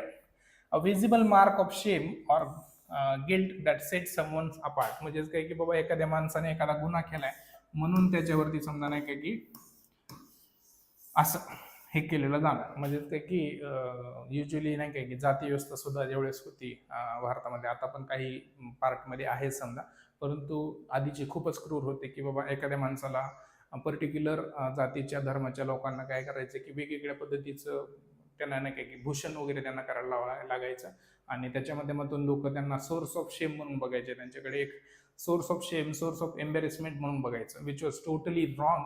परंतु तशाच पद्धतीचं होतं जसं की स्कारलेट लेटरमध्ये एखाद्या माणसाने एखादा गुन्हा केलाय आणि त्याने तो गुन्हा केला हे सगळ्यांना दिसावं म्हणून सोशली ज्यावेळेस एखादी गोष्ट एखादं सिम्बल लादलं जातं त्याला आपण स्कारलेट लेटर म्हणतो. लज्जा किंवा अपराधाचे सार्वजनिक चिन्ह किंवा जे एखाद्याला इतरांपासून वेगळे करते. For example, in the novel Hester Prynne is force to wear a scarlet letter A as a mark of her sin. म्हणजे तिने जो पाप केला, हेस्टर फ्राइन जी नॉवेलमध्ये ती हिरोईन आहे, तिने ती चूक केली, तिने तो गुन्हा केलाय आणि हे लोकांना कळावं म्हणून तिला ते काय करतात, एक ए नावाचं लॉकेट घालायला लावतात, ज्याच्या माध्यमातून कळतं की she has committed a crime and nobody should touch her, nobody should talk to her. तिला कोणी बोलू नये, तिला बहिष्कृत करण्यात आलेलं आहे असं दिसावं म्हणून तिला आणि तिची जी मुलगी असते तिला तो स्कारलेट लेटर घालावा लागतो गळ्यामध्ये. ओके, बघूयात पुढचं इडियम कुठला आहे. The next idiom is orange alert. आता तुम्ही पाऊस काळाच्या बाबतीत दोन प्रकारचे शब्द ऐकले असतील, एक असतं रेड अलर्ट आणि एक असतं ऑरेंज अलर्ट. रेड अलर्ट जो म्हणतो तो थोडासा मायनर आहे, सिरियस प्रॉब्लेम आहे किंवा थोडंसं इश्यू आहे, लोकांना जागरूक करण्यासाठी सांगितले, परंतु खूप जास्त धोका नाही. परंतु ज्यावेळेस ऑरेंज अलर्ट म्हणतो त्यावेळेस जरा खूप अवघड आहे. A warning of serious risk or danger, a situation that needs caution. म्हणजे अशी एखादी सिच्युएशन ज्याच्यामध्ये सगळ्या लोकांनी जागरूक असणं गरजेचं आहे आणि सगळ्या लोकांनी कुठल्याही परिस्थितीला तोंड देण्यासाठी तयार राहावं. असं ज्यावेळेस एखाद्या गोष्टीच्या माध्यमातून, इन्स्टिट्यूशनच्या माध्यमातून, गव्हर्नमेंटच्या माध्यमातून हे केलं जातं, जाहीर केलं जातं ऑरेंज अलर्ट, रेड अलर्ट, त्यावेळेस त्याचा अर्थ होतो की anything may happen, please be prepared. B prepared, orange alert, anything may happen. मराठीत सांगायचं झालं तर धोक्याची गंभीर सूचना किंवा सावधगिरी बाळगण्याची जी वेळ असते त्याला आपण ऑरेंज अलर्ट म्हणतो. For example, the administration has issued an orange alert due to heavy rainfall. Heavy rainfall म्हणजे खूप जास्त पाऊस काळ झाल्यामुळे काय केलंय, आता युजली गेल्याच 1-2 आठवड्यापूर्वी हे जो आहे नागपूरमध्ये ऑरेंज अलर्ट. आता नागपूरमध्ये ऑरेंज या शब्दाचा किंवा ऑरेंजचा आणि नागपूरचा काय संबंध तुम्हाला माहितीच आहे, तुम्ही स्पर्धा परीक्षा करणारेच आहात. सो मग नागपूरमध्ये ऑरेंज अलर्ट लागू केलं होतं बिकॉज ऑफ हेवी रेनफॉल. म्हणजे खूप जास्त पाऊस पडल्यामुळे अ वॉर्निंग साईन वॉज नाही का की made or issued and people were told that you need to be prepared for any worse situation. काही पण होऊ शकतं, so please be alert. Okay. The next idiom is born to the purple. Born to the purple means a person who has born with silver spoon किंवा golden spoon असे तुम्ही idiom बघितले असतील. Born to the purple म्हणजे तसंच. आता 2-4 इडियमचा अर्थ जवळपास सेमच होतो. म्हणजे ते कुठले, एक आहे ब्लू ब्लड, दुसरा बॉर्न टू द पर्पल, आणि पुन्हा बॉर्न विथ सिल्वर स्पून किंवा गोल्डन स्पून. ओके, सो हे जे 4 इडियम आहेत, blue blood, born to the purple, born with silver spoon आणि बॉर्न विथ गोल्डन स्पून, या 4 इडियमचा अर्थ असा होतो की एखादा माणूस खूप चांगल्या कुटुंबात, खूप श्रीमंत कुटुंबात, खूप राजघराण्यात, खूप चांगल्या लोकांमध्ये थोडंसं श्रीमंतीच्या बाबतीत, याच्या बाबतीत राजेशाही असं जसं म्हणतो, तसंच जो माणूस जन्माला आलेला आहे त्या गोष्टीला आपण बॉर्न टू द पर्पल म्हणतो, ब्लू ब्लड पण म्हणतो. बॉर्न विथ सिल्वर स्पून आणि गोल्डन स्पून हे जास्त प्रमाणात आपण पैशाच्या श्रीमंतीच्या बाबतीत वापरतो. Okay, so born to the purple means born into a royal family or a life of privilege and luxury. खूपच श्रीमंत माणसाच्या घरी, एखाद्या मुख्यमंत्री असू दे, एखादा PM असू दे, त्या माणसाच्या घरी जर एखादा मुलगा जर जन्म घेत असेल तर he has been born to the purple or he is a blue blood or he is born with silver spoon. चांदीचा चमचा, सोन्याचा चमचा तोंडात घेऊन जन्माला आलेली जी मुलं आहेत असं म्हणतो. समजाच काय की बाबा दे आर गर्भश्रीमंत आहेत, म्हणजे ते काही असं आपल्यासारखं खूप घासघीस करून खूप श्रीमंत होत नाहीत.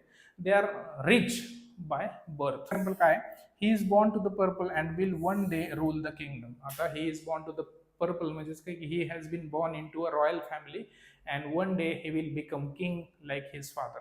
जसं त्याचे वडील आज राजा आहेत तसंच एक दिवस तो पण राजा होईल, कारण का तो राजाचा मुलगा आहे. बघूयात next idiom. The next idiom is purple patch. आता पर्पल पॅच हा जो इडियम आहे तो क्रिकेटमध्ये खूप जास्त प्रमाणात वापरला जातो किंवा इन जनरल सक्सेस गोष्टीमध्ये. पर्पल पॅच म्हणजेच काय, असा काळ जो की त्या माणसाचा करिअर मधला सगळ्यात चांगला काळ जो आहे त्या गोष्टीला आपण पर्पल पॅच म्हणतो. पर्पल पॅच म्हणजेच काय की थोडक्यात a period where a person is very नाही काय achieving very much of success. एखादा माणूस खूपच सक्सेस मिळवते एखाद्या काळामध्ये, एखाद्या 4-5 वर्षामध्ये, एखाद्या डिकेडमध्ये, त्या गोष्टीला आपण पर्पल पॅच म्हणतो. फॉर एक्झाम्पल काय, he is in a purple patch and scoring centuries in every match. म्हणजेच काय की एखादा समजा क्रिकेटर असू दे, विराट कोहली असू दे, धोनी असू दे किंवा तेंडुलकर असू दे, मग त्यांनी एका काळामध्ये त्यांनी एक विशिष्ट जो काळ होता त्या काळामध्ये त्यांनी खूपच त्यांचं नशीब त्याच्यावरती म्हणजे नाही काय की देव त्यांच्यावरती मेहरबान होता आणि त्यांचं नशीब झळकलेलं होतं आणि देवर एव्हरीथिंग दॅट दे वर doing it was going great. म्हणजे जे काही ते करत होतं त्याच्यामध्ये त्यांना खूप चांगल्या प्रकारे सक्सेस मिळत होतं. मग तसा जो ठरलेला जो काळ असतो, एक स्पेसिफिक काळ, त्याला पर्पल पॅच म्हणतो. इंग्लिशमध्ये कसं, a period of very good form or great success. म्हणजे एखाद्या गोष्टीच्या बाबतीत असा एखादा काळ ज्या काळामध्ये तुम्हाला खूप चांगल्या प्रकारे तुम्ही जे काही करता त्याचे सगळे बेनिफिट्स मिळतात, तुम्ही त्याची सक्सेस कशी पण मिळवू शकता, त्याला आपण पर्पल पॅच म्हणतो. The next idiom is silver fox. Silver fox म्हणजे असा तुमचा माणूस ज्याला तुम्ही शुगर डॅडी वगैरे म्हणता. ओके, सिल्वर फॉक्स म्हणजेच काय की a person with grey hair or grey beard, white म्हणजे काय असा जो दिसणारा माणूस आहे, वयस्कर आहे आणि तरी पण दॅट पर्सन लुक्स व्हेरी नाही काय की अट्रॅक्टिव्ह, चार्मिंग, असा जो माणूस असतो त्याला आपण सिल्वर फॉक्स म्हणतो. An attractive, charming and distinguished older man, वयाने मोठा पण देखणा, आकर्षक आणि आदरास पात्र असलेला पुरुष, त्याला तुम्ही सिल्वर फॉक्स म्हणता. फॉर एक्झाम्पल काय, even in his 60s he remains a silver fox and turns heads wherever he goes. म्हणजेच काय की तो आता 60 वर्ष जरी त्याला झाले तरी पण तो जिथे पण जातो ते लोक त्याला खूप अट्रॅक्टिव्ह नजरेने बघता, लोक त्याच्याकडे खेचले जातात. So he is still the silver fox. The next idiom is silver tongue. Silver tongue म्हणजेच काय की एखादा माणूस बोलण्यामध्ये खूपच माहीर असतो का, त्या माणसाला आपण सिल्वर टंग म्हणतो. म्हणजेच काय की खूप तेल मीठ लावून बोलणारं, खूप तूप लावून बोलणारा, खूप गोड गोड बोलणारं, खूप चांगली भाषण स्किल असणारा, खूप चांगलं बोलणं म्हणजे ज्याची वाणी खूप चांगली असते त्या माणसाला आपण सिल्वर टंग म्हणू शकतो. The ability to speak very persuasively and charmingly. Motivational speakers असतात, काउन्सिलर्स असतात, पॉलिटिशियन्स असतात, ते काय करतात, खूप चांगल्या पद्धतीने बोलतात आणि जेणेकरून लोकांना ते खूपच आवडतं. आणि राज ठाकरेंना आपण म्हणू शकतो की he has a silver tongue. Silver tongue म्हणजे काय की त्याची सिल्वरची टंग आहे असं नाही. सिल्वर टंग म्हणजेच काय की राज ठाकरे जे आहेत समजा, ही हॅज द ऑरेटरी किंवा नाही काय ऑरेटरी स्किल्स म्हणतो, किंवा त्यांच्याकडे कम्युनिकेशन स्किल्स खूप चांगल्या प्रकारे आहे, त्याच्यामुळे खूप चांगलं बोलू शकतात. खूप गोड आणि प्रभावीपणे बोलण्याची कला किंवा क्षमता जी असते त्याला तुम्ही सिल्वर टंग म्हणता. He has a silver tongue and can convince anyone with his words. He has a silver tongue म्हणजे बाबा त्याचं जे बोलणं आहे ते खूपच चांगलं आहे, लोकांना भांबावून ठेवणार आहे, लोकांना खूप अट्रॅक्ट करणार आहे, कन्व्हिन्सिंग आहे, पॉवर आहे त्याच्या शब्दांमध्ये, आणि त्याच्यामुळे he has the silver tongue with which he convinces everybody easily. Okay, बघूयात पुढचं इडियम कुठला. The next idiom is silver spoon. आता थोड्या वेळापूर्वीच मी तुम्हाला एक इडियम शिकवलं, कुठला, बॉर्न टू द पर्पल. आता born to the purple blue blood, born with silver spoon आणि बॉर्न विथ गोल्डन स्पून, या सगळ्यांचा अर्थ काय होतं, a person born into rich family or having many advantage or privileges in life. एखादा माणूस खूपच प्रिव्हिलेज्ड लाईफमध्ये गर्भश्रीमंत जर जन्माला आला तर त्या माणसाला आपण born to a silver spoon म्हणतो. ओके, श्रीमंत कुटुंबात जन्म घेणे. For example, he was born with a silver spoon in his mouth and never faced hard times. त्याने खूपच गर्भश्रीमंत असल्यामुळे त्याने गरिबी, दारिद्र्य, प्रॉब्लेम्स अशा गोष्टी त्याने पाहिल्याच नाही. ओके, बघूयात पुढचं इडियम कुठला. The next idiom is every cloud has a silver lining. आता दिस क्वेश्चन और the previous question, born with silver spoon, silver fox वगैरे, हे खूप जास्त प्रमाणात विचारलं जातं. परंतु हा जो इडियम आहे, every cloud has a silver lining, it has been asked in many exams. So there is always something good in a difficult situation. So काय, there is नाही का, every cloud has a silver lining. म्हणजेच काय की even if there is darkness, even if there is difficulty in your life, but it will lead to something positive. एखादी गोष्ट किती जरी वाईट जरी असली तरी त्याच्यामधून काहीतरी चांगलं साध्य होतच, काहीतरी चांगलं शिकताच तुम्ही. त्याला काय म्हणतो, every cloud has a silver lining. प्रत्येक कठीण परिस्थितीत काहीतरी चांगले असते. For example, we lost the match but every cloud has a silver lining. We learn valuable lessons. आता आम्ही मॅच हारलो, परंतु आम्हाला मैदान गाजवता आलं. त्या गोष्टीला तुम्ही काय म्हणणार? Every cloud has a silver lining. We lost the match. आम्ही मॅच हारली, परंतु त्या मॅच जरी हारली तरी त्याच्या माध्यमातून आम्ही खूप चांगल्या प्रकारे टक्कर दिली म्हणून आमचं नाव झालं, आम्ही मैदान गाजवलं. So we had, so that thing of losing the match has a silver lining. So that cloud has a silver lining. बघूयात नेक्स्ट इडियम कुठला. The next idiom is gold brick. Gold brick म्हणजे a large amount of money or great wealth. Gold brick म्हणजे आता तुम्हाला माहितच आहे, एखादी गोष्ट जर खूपच जर ही जर असेल, वेल्थ असेल, एखादी गोष्ट खूप श्रीमंतीची जर असेल, ॲसेट ज्याला म्हणतो त्याला आपण गोल्ड ब्रिक म्हणू शकतो, मोठी रक्कम किंवा प्रचंड संपत्ती. The next idiom is silence is golden. हा एक खूप जास्त प्रमाणात विचारला जातो. सायलेन्स इज गोल्डन म्हणजेच काय की it is better to stay quiet than to speak. बोलणे टाळणे अधिक चांगले. ज्यावेळेस भांडण चालू असतात, समजा तू का केलं, हे का केलं, मी का केलं, असं तू मी ज्यावेळेस चाललेलं असतं त्यावेळेस कुणीतरी एक जर माणूस जर शांत बसला तर जे भांडण असतं ते टिकत नाही आणि ते थांबतं, म्हणजे भांडण सुटू शकतं. When a person is angry and when another person is angry, when both of them are angry, the भांडण will only get worse. And if you want to stop the bhandan, you will have to understand this idiom, which is silence is golden, which means you have to keep silence. भारतातले जे काही नवरे आहेत किंवा husbands in general, they know this art, that's why they are surviving any marriage. Okay, so silence is golden हे शिकून घ्या. Example कसं आहे, sometimes in an argument silence is golden. कधी कधी काही गोष्टींमध्ये ज्यावेळेस वाद चाललेले असतात त्यावेळेस सायलेन्स इज गोल्डन हे आपल्याला कळायला हवं आणि आपण चूप बसायला हवं, ज्याच्यामध्ये मधून काय होईल, भांडणं अजून वाढणार नाहीत. The next idiom is golden years. आता गोल्डन इयर्स म्हणजेच पर्पल पॅच जसं म्हणतो का, पर्पल पॅच म्हणजेच काय की असा एक कालावधी जो की खूप चांगला आहे, खूप भरभराटीचा जो कालावधी आहे त्या गोष्टीला आपण गोल्डन इयर्स म्हणतो किंवा पर्पल पॅच म्हणतो. The latter part of the life usually after retirement or when one enjoys peace and happiness किंवा गोल्डन इयर्स. बाबा these were my golden years, हे माझ्या आयुष्यातले सगळ्यात चांगले दिवस होते असं जे म्हणतो समजा, त्या गोष्टीला आपण गोल्डन इयर्स म्हणतो. तर युजली आता बऱ्याच लोक कुठल्याही गोष्टीला गोल्डन इयर्स म्हणतात लोक. आता कॉलेज लाईफला काही काही लोक गोल्डन इयर्स म्हणतात, काही काही गोष्टीला 10th म्हणतात, काही काही लोक लहानपणाला म्हणतात. So it depends upon you, but golden years means a period or a कालावधी that is very good or भरभराटीचा, that is called golden years or purple patch. बघूयात नेक्स्ट इडियम कुठला. The next idiom is golden parachute. Golden parachute, golden parachute जो आहे समजा त्याला काय म्हणतो, a large payment or valuable benefits given to an employee after the retirement or after somebody is thrown out of the job. एखाद्या माणसाला समजा मोठमोठ्या ज्या कंपनी असतात त्यांच्या काही काही वेगवेगळ्या पॉलिसीज असतात. काही काही कंपनीची अशी पॉलिसी असते की तुम्हाला जर आम्ही उद्या कामावरून जरी काढलं किंवा तुम्हाला आम्ही अचानक जरी कामावरून जरी बेदखल केलं किंवा तुम्ही जरी सोडून गेलात तरी तुम्हाला आम्ही 2-3 महिन्याचा पगार देऊ असं जे म्हणत असतो समजा, त्याला आपण गोल्डन पॅराशूट म्हणतो. गोल्डन पॅराशूट म्हणजेच काय की बाबा अचानक तुम्ही आकाशातून डायरेक्ट खाली फेकले जाणार नाही, तुम्हाला आम्ही खाली उतरण्यासाठी थोडीशी मदत करू, म्हणजे आम्ही तुम्हाला दुसरं प्रवास चालू करण्यासाठी थोडीशी मदत करू, त्याला आपण गोल्डन पॅराशूट म्हणतो. मराठीत कसं, कंपनी सोडताना विशेषतः अपयशानंतर नोकरीवरून काढून टाकल्यानंतर कार्यकारी अधिकाऱ्यांना दिली जाणारी मोठी जी रक्कम असते किंवा फायदे असतात त्यांना काय म्हणतो आपण, गोल्डन पॅराशूट. म्हणजेच काय, Wien you fall from the top the golden parachute catches you. बाबा तरी पण तुम्हाला जरी नोकरी जरी सोडावं लागली किंवा तुम्ही जरी सोडून गेलात तरी तुम्हाला गोल्डन पॅराशूट दिलं जाईल. म्हणजेच काय की तुम्हाला you will be given some amount of money, 1-2 पगार तुम्हाला दिले जातील, थोडेसे फायदे दिले जातील, याच्या माध्यमातून काय होईल, you will be able to survive आणि तुम्ही दुसऱ्या गोष्टींकडे, दुसऱ्या प्रवासाकडे प्रवास करू शकाल. So that is golden parachute. For example, even though the company made huge losses the CEO walked away with the golden parachute worth millions. बाबा कंपनीने कितीतरी तोट्यात गेली कंपनी, the company was in the red. In the red म्हणजेच काय, तोट्यात जाणे किंवा इन रेड इंक म्हणजे तोट्यात जाणे. मी मुद्दाम सांगितलं हे idiom.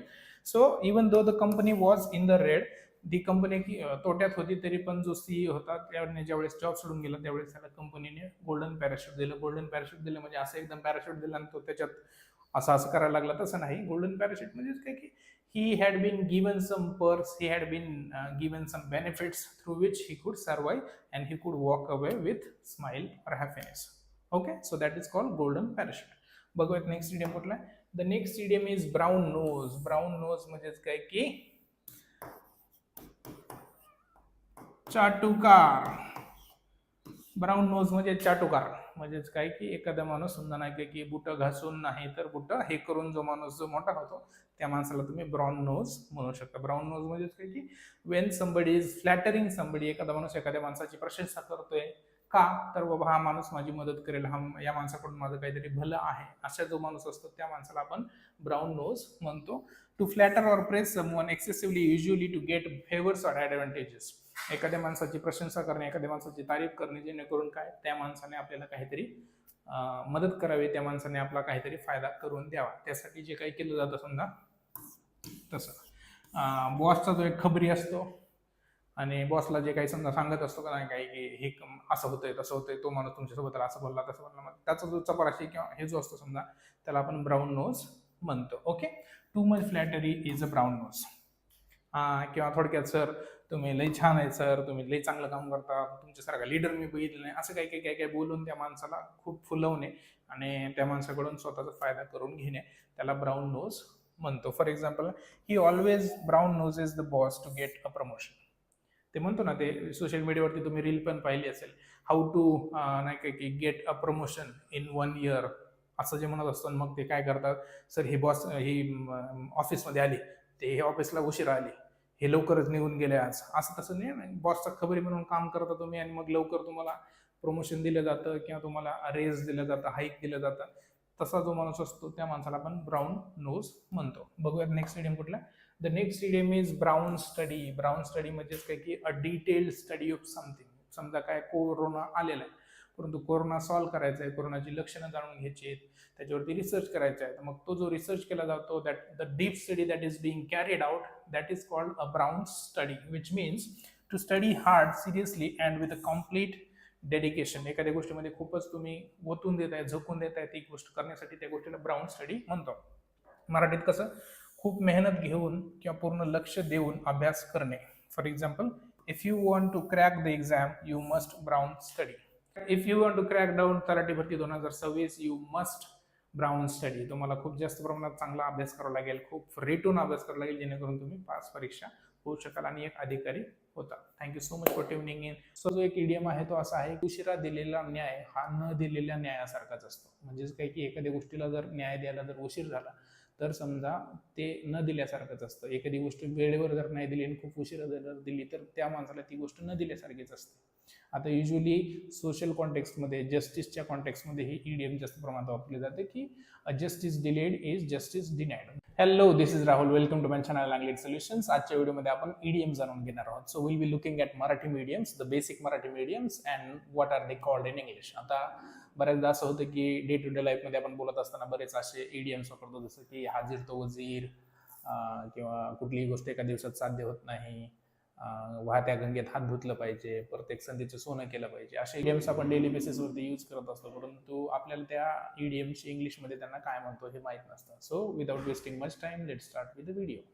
So the pattern of the video will be like this. I'll be talking about the Hindi Marathi idiom first. मी सुरुवातीला मराठी idiom सांगेल आणि मग मी त्याचं इंग्लिशमध्ये त्याला काय म्हणतो हे सांगेल आणि मग एडिटिंगमध्ये मी त्याचे जे काही हे असेल एक्झाम्पल असेल ते टाकून देईल. Okay, so the first idiom is की हाजीर तो वजीर. आता हाजीर तो वजीर म्हणजेच काही आता मराठीमध्ये म्हणतो हाजीर तो वजीर म्हणजे एखादी गोष्टीला एखादा माणूस जर सुरुवातीला जर समजा हे असेल अवेलेबल जर असेल किंवा सुरुवातीला जर तो उपस्थित असेल तर त्या माणसाला एखाद्या गोष्टीचा फायदा लवकर दिला जातो कम्पॅरेटिव्हली जो माणूस उशिरा येतो. म्हणजेच काय की कुठलाही माणूस जर सपोज एखादी पंगत बसलेली असेल, एकदम ग्रामीण कॉन्टेक्स्टमध्ये एकदम साधं उदाहरण द्यायचं असेल, समजा लिटरल उदाहरण जर द्यायचं असेल तर समजा एखादी पंगत बसलेली आहे जेवणाची आणि मग जे सुरुवातीला माणूस आला त्याच माणसाला वाटलं जाणार किंवा त्याच माणसाला जेवण सर्व केलं जाणार.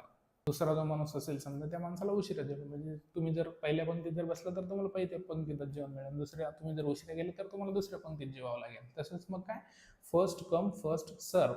आता SER फर्स्ट कम म्हणजेच काय की जो माणूस सुरुवातीला येतो त्याच माणसाला हे केलं जातं. आता मग हाजीर तो वजीरला मग इंग्लिशमध्ये काय म्हणतो तर first come first served, FIRST first come first served. आता SERVED सर्व्हिस म्हणजे एखाद्या गोष्टीची सेवा देणे. मग सर्व्ड म्हणजेच काय की एखाद्या माणसाला आपण ज्यावेळेस जेवण वाढत असतो त्यावेळेस त्याला सर्व म्हणतो. काय म्हणतो? सर्व, SERVE. मग फर्स्ट कम फर्स्ट सर्व. आता दुसरा जो इडियम आहे तर त्याला आपण मराठीत काय म्हणतो की कुठलीही गोष्ट एका दिवसात साध्य होत नाही. आता बरेचदा तुम्ही सोशलवरती असं बघता की डे 1 लिहिलेलं असतं आणि मग त्याच्यानंतर 1 डे लिहिलेलं असतं आणि मग सांगितलेलं असतं की कुठलीही गोष्ट एका दिवसात साध्य होत नाही. You need to constantly put your efforts into something and then you can achieve something, असं तसं म्हटलं जातं. म्हणजेच काय की इंग्रजी बोलण्याची गोष्ट असू दे, कुठली एखादी गोष्ट शिकण्याची गोष्ट असू दे, सक्सेसफुल होण्याचं असू दे, कुठलीही गोष्ट जरी असली तर ती एका दिवसात म्हणजे साध्य होत नाही. You have to constantly keep working towards that thing किंवा टुवर्ड्स अचिव्हिंग दॅट थिंग. म्हणजे ती गोष्ट मिळवण्यासाठी जे काही लागते त्या गोष्टी तुम्हाला दिवसेंदिवस ऑन डेली बेसिस तुम्हाला रोज करावं लागतात आणि मग एक दिवस तुम्हाला त्या गोष्टीचे रिझल्ट्स मिळतात. मग या गोष्टीसाठी आपण मराठीमध्ये सहज बोलून जातो की कुठलीही गोष्ट एका दिवसात साध्य होत नाही. मग कुठलीही गोष्ट एका दिवसात साध्य होत नाही असं जर इंग्लिशमध्ये म्हणायचं असेल तर काय म्हणतो, तर Rome was not built in a day, असं त्याला इडियम आहे. काय? Rome was not built in a day. आता रोम जो आहे, रोम इज अ कंट्री. आता रोम हा ॲज अ कंट्री एका दिवसात उगम झाला का त्याचा, एका दिवसात तो जन्माला आला का, किंवा भारत असू दे समजा India was not built in a day आपण म्हणूया तुमच्या फॅमिलिअरिटीसाठी, परंतु originally Rome was not built in a day असं म्हणतो समजा. परंतु आता रोम हा जो राज्य आहे, हा जो देश आहे समजा, तो एका दिवसात जन्माला आला का, कितीतरी दिवस लागले असतील त्या देशाला एक देश म्हणून उदयाला यायला. म्हणजेच काय की it would have taken many years to build that country. आणि मग काय ते काय एका दिवसात साध्य झालं का?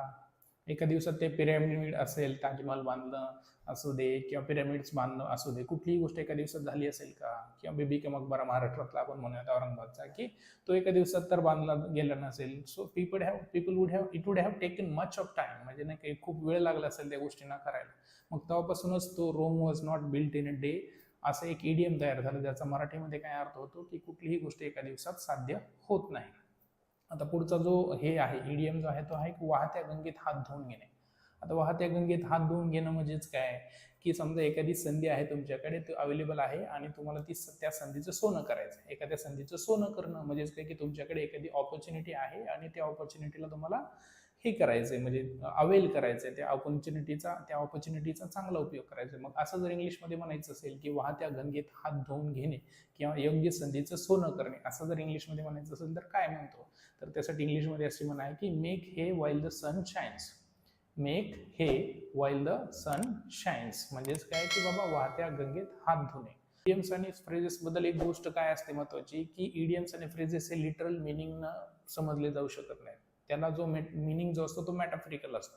म्हणजेच काय की रूपक जो मिनिंग म्हणतो समजा आपण, तसा त्याचा मिनिंग असतो. जेणेकरून काय की एखादी गोष्ट तुम्ही लिटरली नाही सांगू शकत. जसं की काय की make every dog has his day असा जो एक इडियम आहे. आता every dog has his day असं जेवढेच म्हणतो, हे मूवीज मध्ये बोलत असताना हर कुत्ते का दिन आता आहे, प्रत्येक कुत्र्याचे दिवस येतात असं होतं. परंतु लिटरली आपण तसं घेतो का, तर नाही. त्याचं कारण असं की इडियम्स आणि फ्रेजेस असतात किंवा म्हणी वाक्यप्रचार जे असतात त्यांचं एक इम्प्लाइड मिनिंग असतो, त्याचं एक रूपक मिनिंग असतो, त्याचं म्हणजे त्याच्यामध्ये आत दडलेलं एक मिनिंग असतं आणि तो त्याचं खरं मिनिंग असतं. आता लिटरली वरून ते वेगळं दिसत असतं, surface meaning is different for an idiom, परंतु the deeper meaning is different. आणि आपल्याला जो वापरायचा असतो किंवा समजायचा असतो तो डीपर मिनिंग असतो. त्याच्यामुळे suppose somebody is saying that की every dog has his day, त्यावेळेस तो हर कुत्ते का दिन आता आहे असं नाही म्हणत आहे. तो माणूस म्हणतोय की प्रत्येक माणसाचे दिवस येतात, प्रत्येक माणसाला एक दिवस म्हणजे नाही काय की प्रत्येकावरती वेळ येते, म्हणजे चांगली असू दे किंवा वाईट असू दे, प्रत्येकावरती वेळ येते किंवा प्रत्येकाची वेळ येते असं म्हणण्यासाठी आपण इंग्लिशमध्ये कुठला इडियम वापरतो,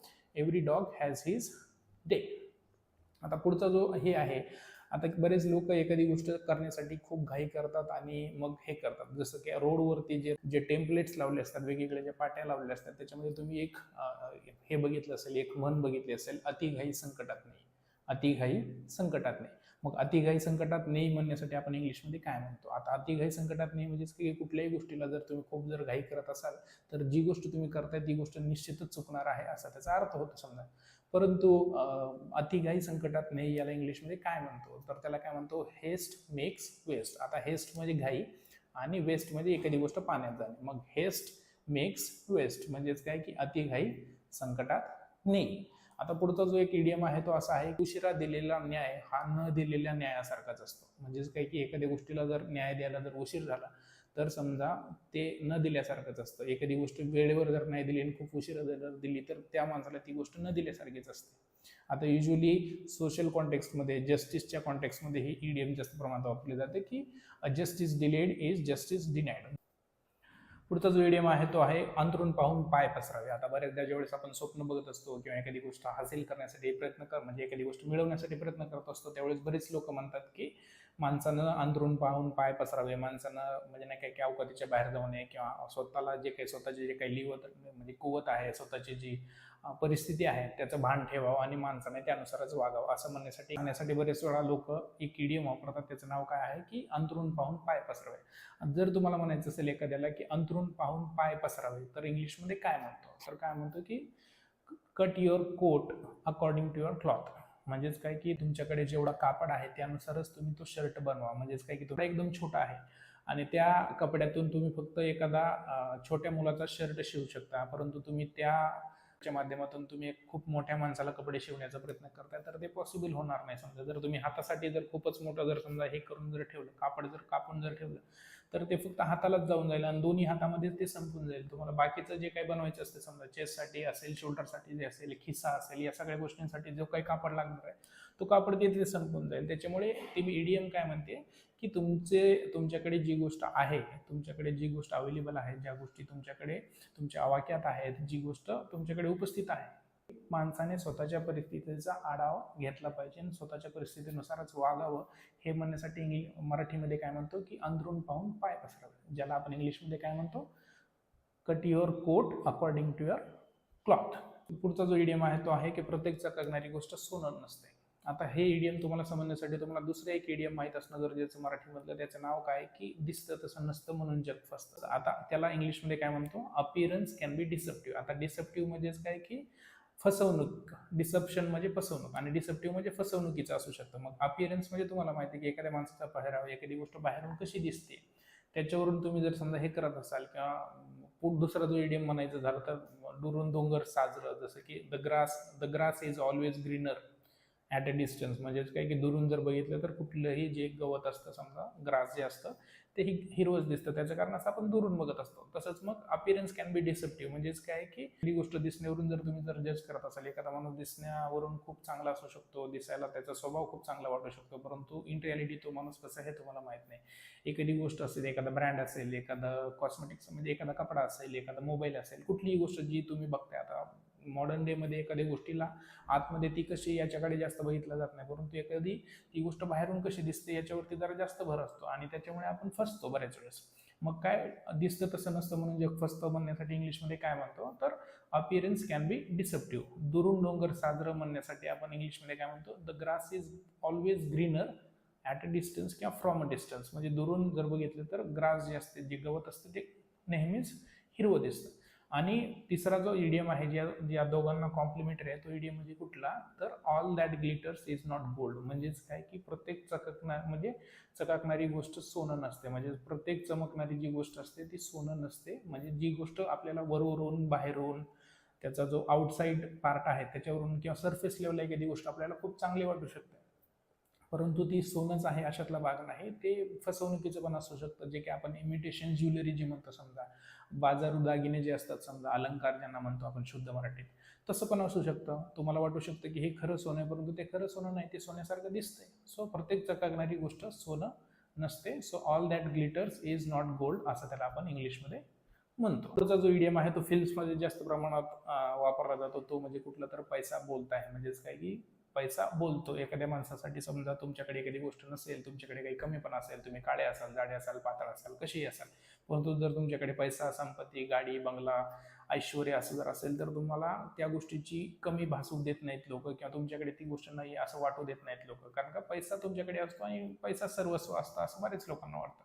सो मग असं म्हणण्यासाठी पैसा बोलत आहे किंवा पैशाने काही पण घेतलं जाऊ शकतं, पैशाने काही पण आपण विकत घेऊ शकतो. पैशाने आनंद मिळतो का, असं तसं नाही की पैशाने काही पण विकत घेता येतं मग आनंद विकत घेता येतो असं तसं काही काही जे म्हणतात. मग त्यासाठी पैसा बोलत आहे असं म्हणतो. मग पैसा बोलत आहे इंग्लिशमध्ये काय म्हणतो तर इंग्लिशमध्ये त्याला म्हणतो मनी मेक्स द मेअर गो. आता मनी मेक्स द मेअर गो त्याचं कारण म्हणजे लिटरल मिनिंग कसं आहे की ज्यावेळेस आपण रिक्षा करत असतो, जर पैसे जर दिले तर रिक्षा चालू होईल जसं म्हणतो, तसं मग टांगा जे असतो समजा, ज्याच्या माध्यमातून आपण आधीच्या काळामध्ये ज्यावेळेस ट्रॅव्हलिंग केलं जायचं, रिक्षा म्हणून त्याला वापरलं जायचं, टांगा असू दे, घोडागाडी असू दे, किंवा आज पण बरेच जागी हे केलं जातं की एखादं बैल जुंपलेलं असतं किंवा एखादं टांगा असतो बघा, टांगा पटली घोडे फरार असं जसं म्हणतो का, मग टांगा जो असतो का, टांगाला आपण समजा घोडे किंवा घोडी आपण हे केलेलं असतं समजा, जुंपलेलं असतं समजा, जे इन ऑर्डर टू कॅरी, म्हणजे त्यांना ते खेचण्यासाठी. मग जोपर्यंत तुम्ही पैसे देत नाही तोपर्यंत ती जी आहे ते घोडा किंवा घोडी जी असेल ती तोपर्यंत जागेवरून हलणार नाही. म्हणजेच काय की तुम्ही पैसे द्या, आम्ही तुम्हाला जिथं सोडायचं तिथे सोडू, असं या कॉन्टेक्स्टमध्ये तो इडियम आहे. त्याचं काय आपण ज्याला काय म्हणतो, मनी मेक्स द मेअर गो, त्यालाच आपण मराठीमध्ये काय म्हणतो, पैसा बोलत आहे किंवा पैशाने कुठलीही गोष्ट साध्य केली जाऊ शकते. आता पुढचा जो इडियम आहे तो खूप जास्त प्रमाणात वापरला जातो मैत्रीच्या कॉन्टेक्स्टमध्येच, काय की संकटकाळी जो धावून येतो तोच खरा मित्र. संकटकाळी जो धावून येतो तोच खरा मित्र. म्हणजे तुम्हाला आज एखादी गोष्टी तुम्ही अडचणीत असाल आणि तुम्हाला जर एखादा मित्र जर जागा झाला आणि त्याने येऊन तुम्हाला मदत केली, तरच that person is your friend किंवा तो माणूस तुमचा रिअल फ्रेंड आहे. मग त्याला काय म्हणतो, अ friend in need is a friend in deed. मग अ फ्रेंड इन नीड, आता नीड म्हणजेच काही गरजेच्या वेळी.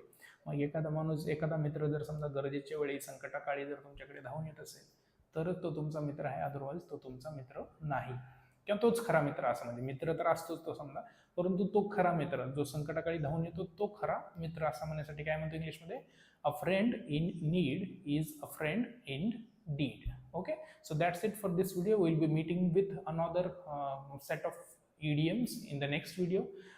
Till then, please stay tuned, subscribe to the channel Langlet Solutions Marathi. This is Rahul Pawar signing off. Thank you so much for tuning in.